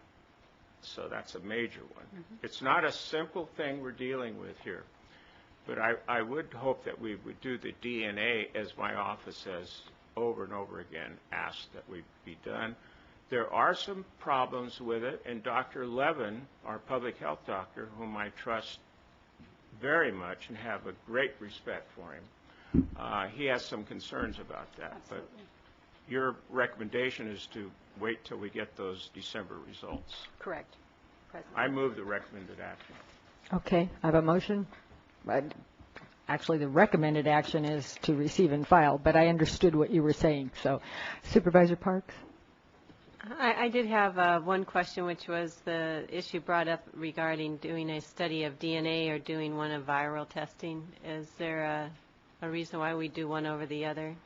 There was extensive debate and discussion on the topic of DNA versus viral testing, and we actually brought in a series of experts to help walk the task force, who for the most part are generalists and not scientists in this area, try and understand the differences between DNA and viral testing. And the one thing that sticks out in my mind about the viral testing is that while you can do viral testing and find viruses, detect viruses, once you find them, you do not know without doing very expensive testing whether those viruses are dead or alive, i.e. whether they are a potential harm to humans or not.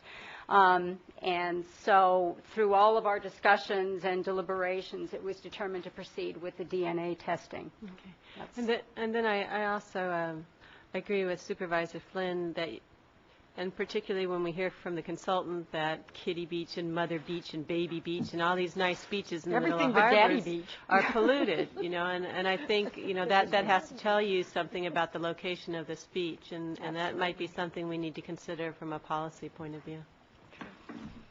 One thing I'd like to add, Madam Chair, with your permission, is quickly. When we have people from our county government, such as the public health doctor, come in and raise questions about DNA studies, I would hope no one from the community would take on this doctor and, in fact, threaten the doctor. This has happened. Okay. Is there any further comment? This was a receive and file, but basically we're agreeing with the recommendations of the consultant, and we will await the DNA reports in December. Hopefully they will be received by then, and then decide what the next policy step is. Thank you very much. You're very welcome. Thank you. Okay. Just about an hour late. We are going to go to the 10:30. I will let the board know that we have ordered lunch. We will finish our closed sessions and work through the lunch hour, and then come back at a time to be determined before we leave. I will announce when we will be back to finish the rest of the agenda. And so with that, hello. We will now have a discussion of amendments to the 0304 service rates and fees. And it says right here on the front page, 10:30 time certain. Right. Good morning, supervisors, chairperson. The last 10 a.m. is the one that we have to finish we did one, but the other one we're trailing. Okay, I'm sorry, Dawn, go right ahead. All right. Good morning, supervisors, Chairperson Michaels and Mr. Johnston. As you may know, at the beginning of the fiscal year, the GIS division was transferred from the Public Works Agency to the Information Systems Division or Department.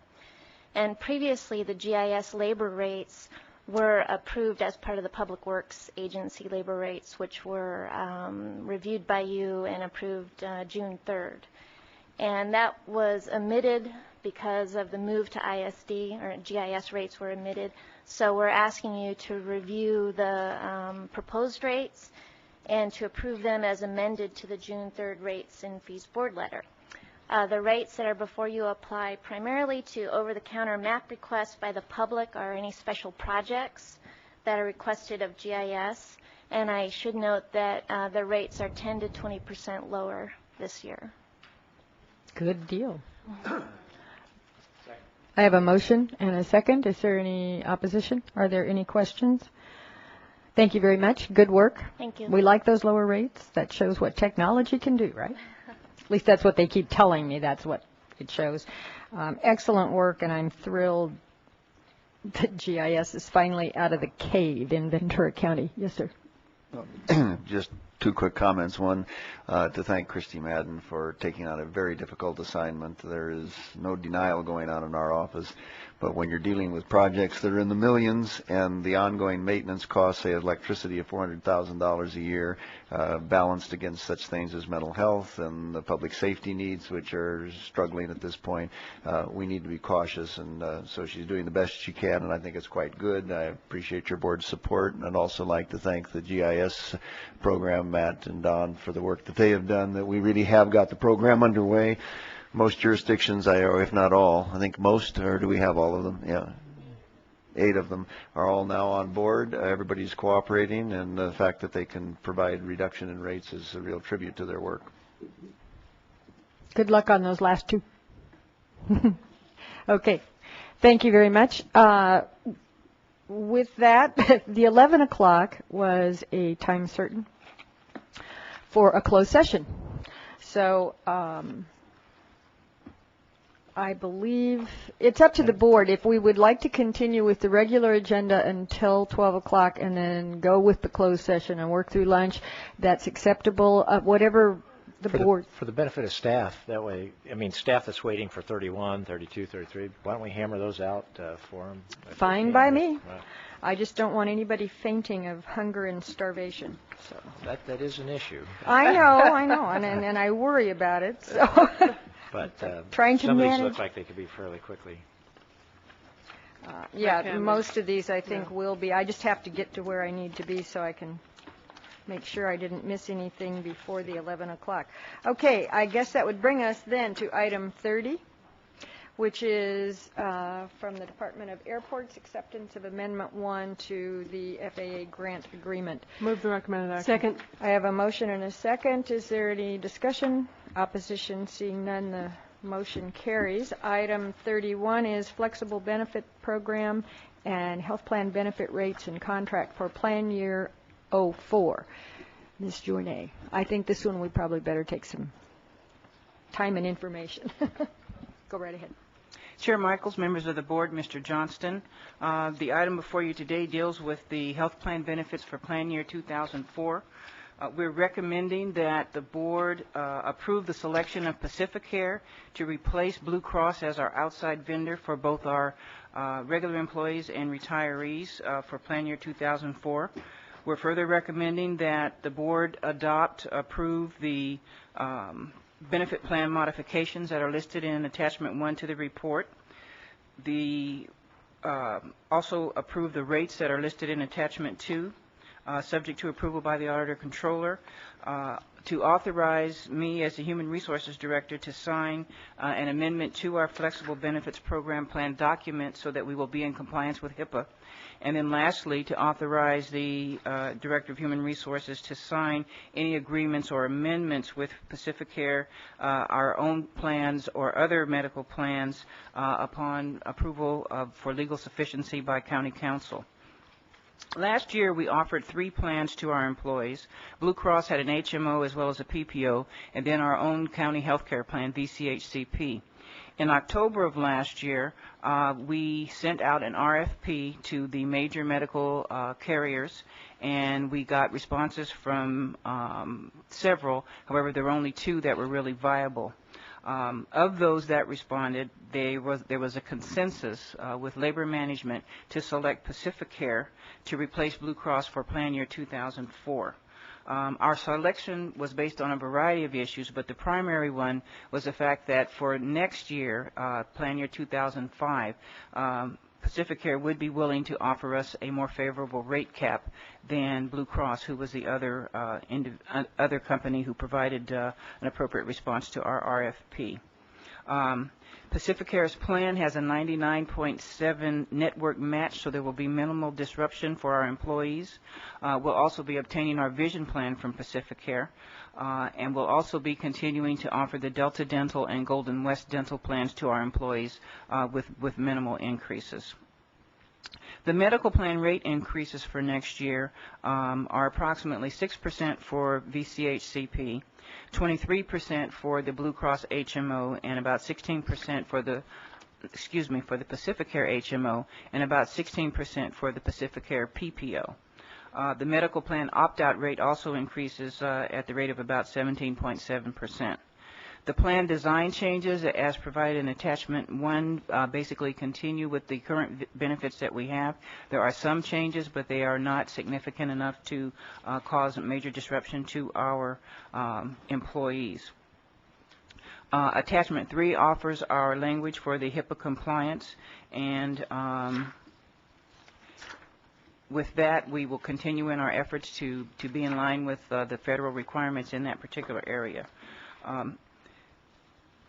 Costs for the plan next year are approximately $32,700,000, and those will be for employee premiums. And with your board's leadership and continued concern, we're able to offer our employees and their families reasonable medical programs, both in the health area as well as dental and others. Barbara, could you Yes. repeat that cost number again? The cost next year, the premiums for these plans are estimated at approximately $32,700,000. Thank you. And that is broken down basically for approximately $20,000 for Pacificare and $12,700 plus for VCHCP. Your board's leadership and concern for our employees and their families enables us to continue to offer them reasonable health and medical coverage. I would like to take the time right now to thank our consultants for the work that was done on this particular program. Brent Crane and Colleen Penley were the individuals that worked with us. I'd also like to thank the Labor Management Committee, who put in a lot of time and effort both at the General Committee level as well as in subcommittees. And then, of course, thanks to my staff, Claire Turner, who runs the benefits unit, has done an excellent job in coordinating this program so that we could come up with our recommendations for today. And with that, I'll ask for any questions that you may have. Questions? Supervisor Bennett? I have two quick questions. One, Pacificare has the ability to renegotiate their rates if there's more than a 15% population shift. Yes, that's correct. And I want to make is that same provision there also for the VCHCP Yes, plan? we plan to make that same provision available to VCHCP. My second question is, what's the time frame for employees, and how do employees determine whether the Pacificare will be covering the same physicians that their Blue Cross covered? We are going to send out a letter if the board approves the recommendations today. We would send out a letter immediately to employees notifying them that there would be a change in carrier, and then during open enrollment, materials would be made available and informational sessions as well to explain the new programs, any differences there might be, and to answer any questions they have. Thank you. Supervisor Long. If we make this change and go to Pacificare, will they have contract for services or for employees to be able to use services at BCMC emergency Yes. contract? That was one of the requirements for becoming our carrier. Thank you. Okay, other questions? I have a comment. I don't have any other questions. Okay, I have a motion. Can I? Okay, now, comment. And my comment simply is, this is probably one of the most important actions that this board's going to take. This issue is having a dramatic impact on fiscal operations of every business in the state of California and on every government entity in the state of California. And we are fortunate that we have good people working at this, but this is something that we better keep our eyes on really carefully and constantly monitor this because it has tremendous fiscal impacts for us in the county in the long run. So just wanted to emphasize that and certainly know that we will be doing that, but from the board's perspective, we need to make sure that staff knows that we think this is a very critical issue and we need to pay attention to this. Okay, thank you. Any other comments? Madam Chair. Yes, ma'am. Just a quick one. Certainly agree with that. It is a significant cost, but also a significant benefit to offer our employees and their families. And, you know, the numbers are very much public in the sense of what this board is committed to in the way of in essence, a subsidy to try and keep the cost from impacting our employees and families so dramatically, but also appreciation to the Joint Labor Management Healthcare Committee. I think through the continued roundtable of folks working on this very tough issue that we've been able to keep some relative peace on what can be a very volatile benefit issue. So thanks for the good work on that, and I know it's challenging. Yes, it is. Okay. Is there any opposition to the motion? Motion carries. Thank you very much. That was long, hard work. We understand that. The next item is item 32, authorization to submit the National Children's Alliance Training Grant application from the Office of the District Attorney. Move the item. I have a motion and a second. Any discussion, questions, opposition? Seeing none, the motion carries. Item 33 is authorizing a purchase agreement for Simi Valley Fire Station number 43 and its movement from one place to the other. Are there any questions? No questions. Okay. Move the action. Second. I have a motion and a second. Good report. Is there any opposition? Seeing none, the motion carries. Thank you very much. We had a lot of discussion early on. Right. And good job finding the property. It's getting very scarce out there. Next item is from Supervisor Bennett, appointment of Don Shorts to the Cultural Heritage Board. Move that we appoint Don Shorts. Second. I have a motion and a second. Any opposition? Comment? Seeing none, the motion carries. The next item is from Supervisor Bennett and Supervisor Long. Item 35, request for CEO analysis of employment and compensation issues. Comments? I think this should go forward, but also we need to be reminded that when some of these things kicked in, they were kicked in lieu of other things, in lieu of raises. And so we have to approach this very sensitively, which I hope we do, and we have to determine the legality of making any changes. Okay, thank you. Absolutely I'm sure that agree. will be all of included. Yeah. I think and just there has been, since we briefed the board last week and said we would be bringing this in, I have had calls and concerns expressed by employees, and my feedback to them is that this is really just to take a look at that, to really be sure that the practices today are still sound financial practices and provide also for good employment opportunities and compensation and keep us in a market that we're able to recruit, and also to deal with what we have in the way of or what we need in a way of a succession plan. As we know, we have an aging out management team, and recruiting is difficult, and cost of living and housing is difficult, and I think that this is really to give us an opportunity to look at that, and it's not meant to be retroactive or it's not meant to be a retroactive action on current agreed upon certainly contracts or practices, but it gives us the opportunity, I think, to look at the policy issues that we need to evaluate in today's environment and looking ahead. And I would hope that we can look ahead in a good 5-10 year period of time, again, at some of those challenges we have for our employees and employment environment and succession issues. Okay. Anything else?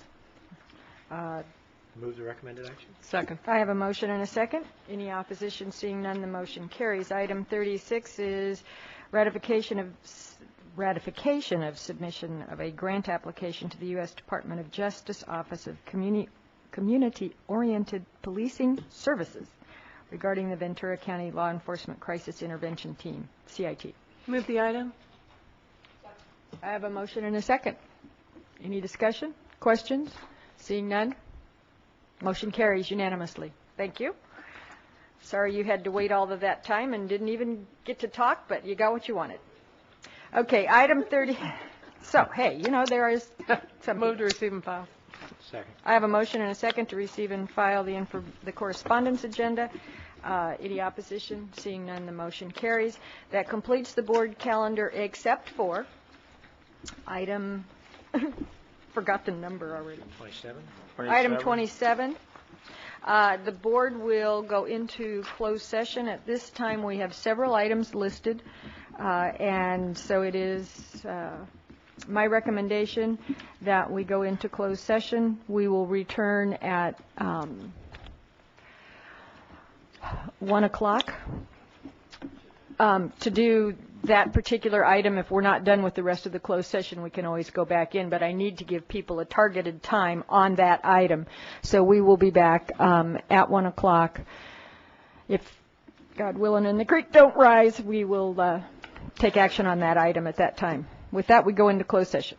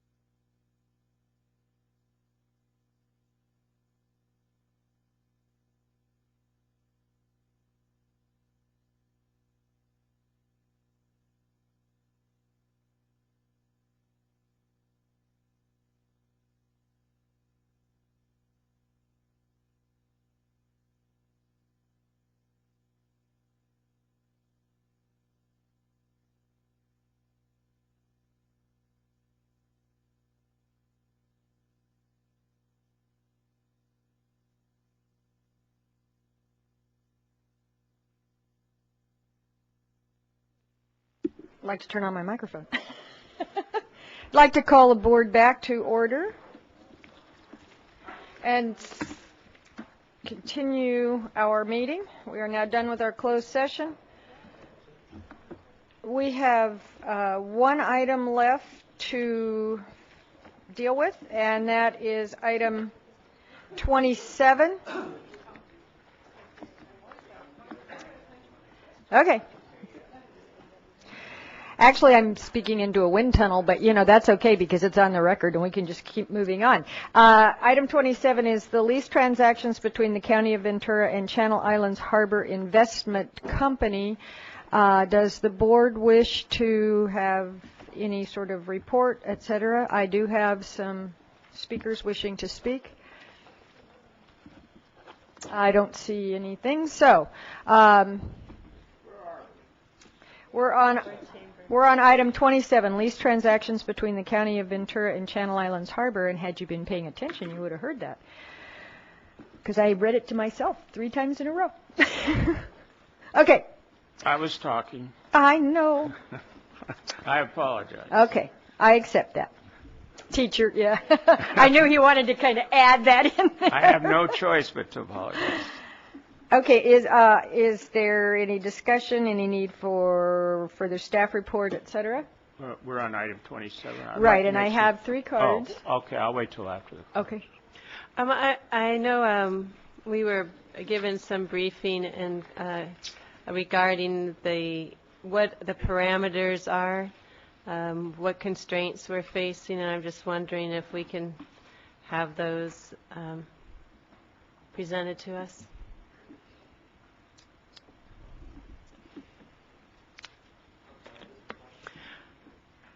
Discussion about the parameters of where we are with this item, the leases, the substantial, whatever. That I don't know that we can do that or should do that in open session. It was part of the closed session, but I guess if the board agrees to have it happen. What do you think?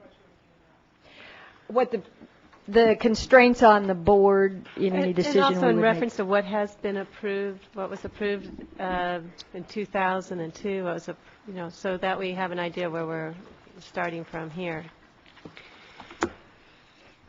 As indicated in the board communications with respect to the closed session, the history of the matter is that the board approved the general transaction in the year 2000. The board in 2002 approved the specifics of the reorganization and modification of the various leases. The various leases that I just referenced are what is before the board today. That's the status of the transaction as I understand it. So there was an approval? There was an approval in 2002, and that approval was specific with respect to a couple of the leases, and I guess I would invite the harbor director to detail those specific approvals if you have questions.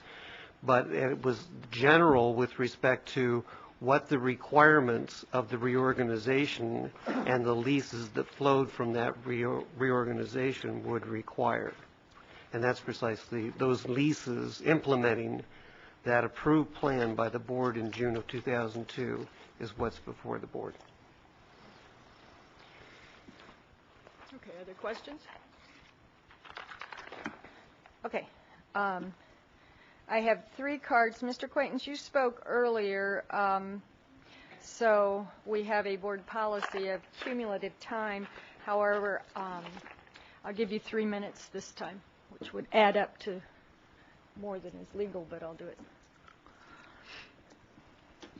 Yes, I'm Lee Quaintance, and I'm speaking as an individual, as a taxpayer, and as a voter in the county. I think you're on the threshold of a very momentous decision. You're talking about probably the most important real estate that the county controls, and you're talking about tying it up for 50 years. I'm somewhat mystified by the exchange with Mr. C.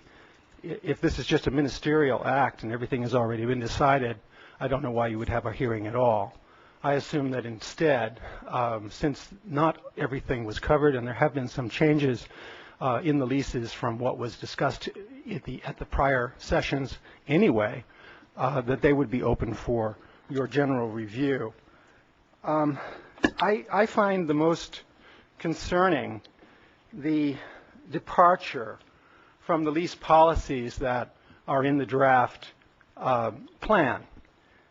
This plan indicates that one of the problems is, in terms of mix of housing, is that it's just sort of a monotonous housing project, and that there's going to need to be some changes in the housing element, which, by the way, would not, if it's done on the same mass and footprint, be a public works plan problem. It also provides in here, and again, I don't know what binding effect this has upon you in terms of the lease policies, that the equity is not to be taken out of properties as here. It is to be reinvested in the properties. You are enabling this developer to take out a vast amount of its equity without any necessity of placing it back in the property, except for the $2 million spread over all of the properties. There's also a concept in here about the county receiving a portion of the financial value of the lease extensions at the time of the extensions. This is a participation payment that was called for as a policy. There's another one, the concept of a sinking fund, so that you're not going to end up with just some buildings that need to be torn down at the end of this lease. But again, in the time allowed, the thing that I think is of greatest concern is the ability to suck money out of these properties without an obligation, except for the $2 million, to place it in them. In the policy, the leasing policy, in the master plan, it stated, however, if financing is undertaken, net loan proceeds from any accommodation or new financing instrument must be reinvested in the leasehold facility, i.e., no equity distribution. Well, you are facilitating here a massive equity distribution, and if you approve these today, it will vastly increase for the 20 to 30 years that your action today will be adding on it. Oops. Gloria Roman? 3.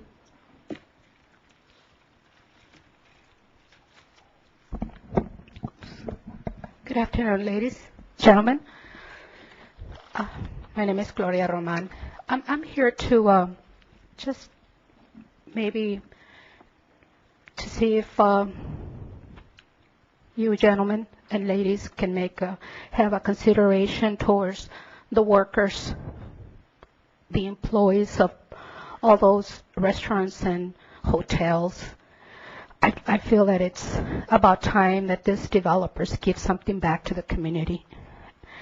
There is a need for workers to have housing, affordable housing. This would also reduce the traffic congestion and air pollution in general. The workers can live close where they work. I'm sure you all agree that happy workers provide first-class service for the patrons of the hotels and other venues in the area. That's all. Thank you very much. Thank you for your comments. William Terry?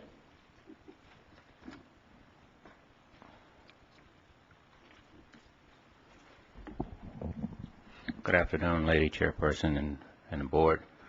I'm here interested in that hope that you as a board will set an example of what quite a few of your government agencies require private developers to do: set aside a percentage of low-income housing, affordable housing, moderate housing, and also market value housing. Thank you. Okay, thank you for your comments. I have no further cards. I will close the public portion of this and confine the comments to the board. Are there any questions of staff? I have a question. Yes, sir. Yeah, if I think it's probably Ms. Krieger could come up.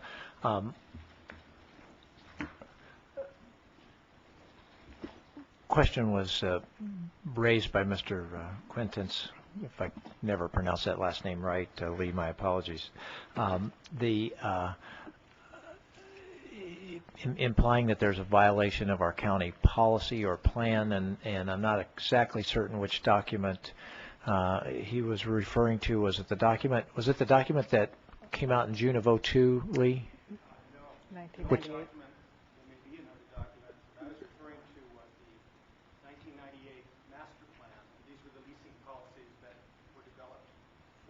For the harbor master plan? Thank you. Okay, so he was citing, equity was to be placed back into the project, his major point there, and our lease provisions don't have that. Can you respond to that? Yes. Those were draft lease policies that were part of the draft master plan. As we knew at the time, the master plan, the land use portion itself, was going to need, first of all, completion, but then the entire CEQA process and folding into the public works plan to make it work.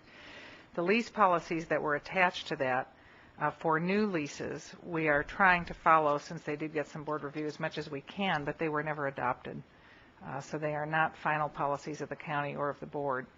And so we're not particularly held to them, nor necessarily in each case does the board wish us to follow those. They're not final. So you would agree we're not following those policies with this. So the harbor master plan is saying was not ever formally adopted, and so we're not held by that. That's right. Okay. And these were for new leases, which these, of course, are not. These are, for the most part, 40-year-old leases that we're trying to amend to improve. They're not new. Okay. And then, but we have cited the harbor master plan as guidelines for some other things like the boating center, et cetera. Sometimes we've said the harbor master plan calls for this, that, et cetera. No, I don't believe so. I think what we've said about the master plan is that was out in the public and was under discussion and shows the use of land for education and research and other uses. But it never was adopted formally. Right. So. Okay. Thank you very much. Right. Okay. Other questions? Seeing none, what's the pleasure of the board? Supervisor Flynn? Madam Chair, I just have I'm sorry. A couple of words to say, but before I say them, I'm going to move that we approve the recommendations and follow the recommendations as laid out in item 27. Okay, I have a motion and a second for discussion. Speak to the motion. We've worked on this issue for a long time, and the issue is properties such as Fisherman's Wharf deteriorating, needing repair, subtenants leaving to the point where we have 2 subtenants there now, 2 or 3, not very many. Many of them have left over the last several years. The Channel Islands, the Hotel Casa Serena needs a lot of work on it. It was not being done. The Lobster Trap, although looks better than it did 2 years ago, probably needs some more work done to it. We're the ones that started the negotiations. We're the ones that called Channel Islands property and began the negotiations with them. Harry Hufford, former CEO, and I had the first meeting with Channel Islands Properties principals and started talking about what needed to be done. From there on in, the harbor director, along with a private attorney that she hired, went through the process of negotiations. The lessee holder, the holder of the lease, had more advantages really than the county did because of the way things were written, the way the leases were written. We knew we had to do something. We knew that Fisherman's Wharf couldn't continue as it is today. We knew that the Casa Serena could not continue as it is today. It's a blight on the harbor. It's a blight on Oxnard. We needed to make the changes. So we were not in the best of negotiating positions. We were not as in a good negotiating position as Channel Islands Properties. I think we've done the best that we possibly can.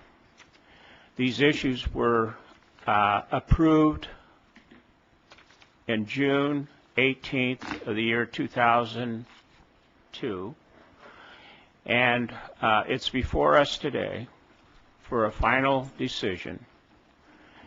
We hope that in the next few years that Channel Islands Harbor will look much, much different than it does today. It's an embarrassment to us today. When you start looking at it closely, it's an embarrassment.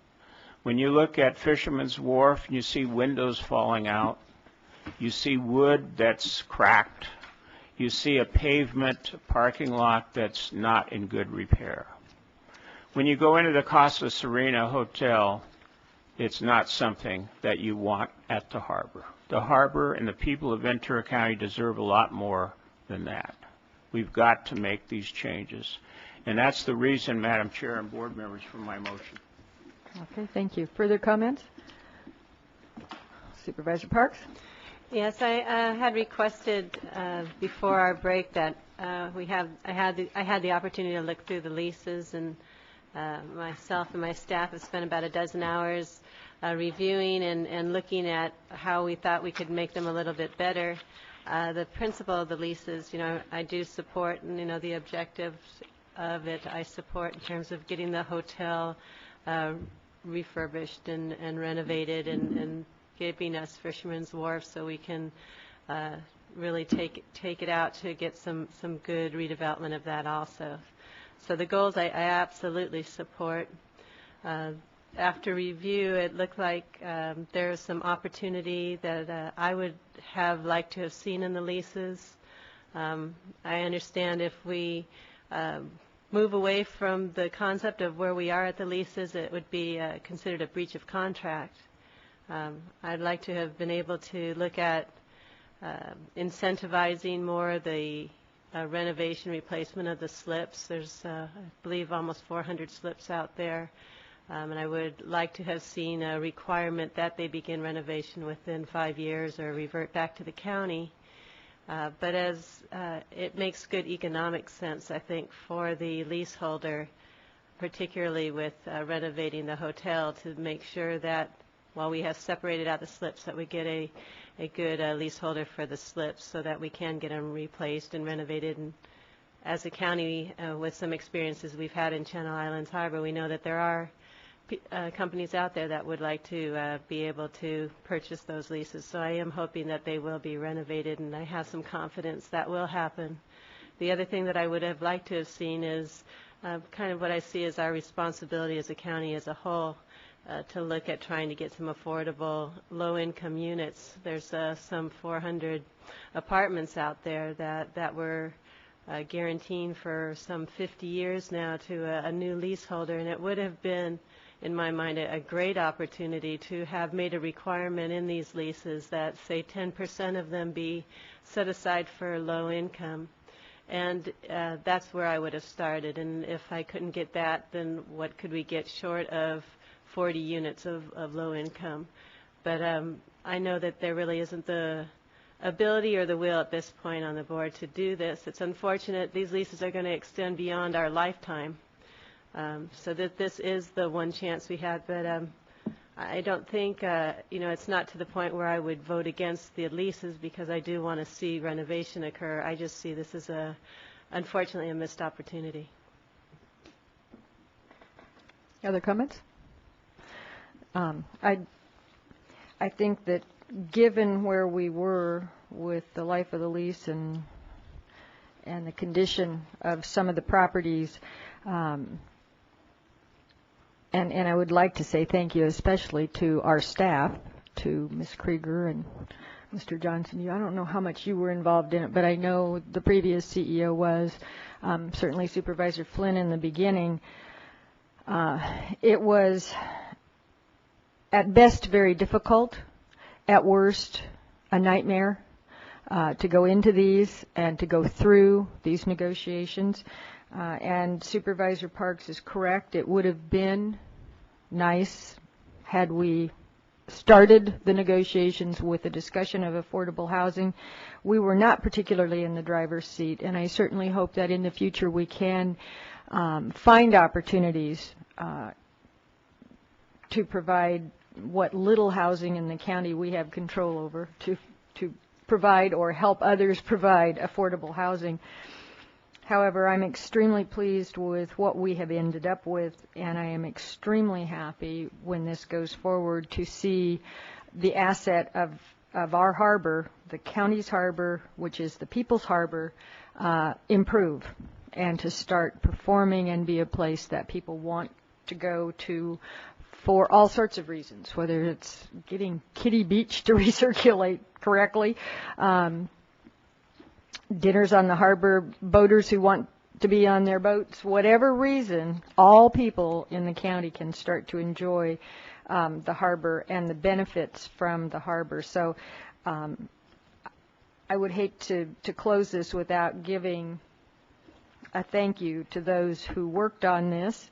At times probably weren't real happy with us or themselves or each other, but it came together. We did the best, I believe, given the circumstances. I think we did very well. And so with that, I would like to ask all those in favor. Aye. Opposed? Okay. Motion carries. That's done. And the board has now completed its business for the day, and we will be back next Tuesday at 8:30. Have a good week.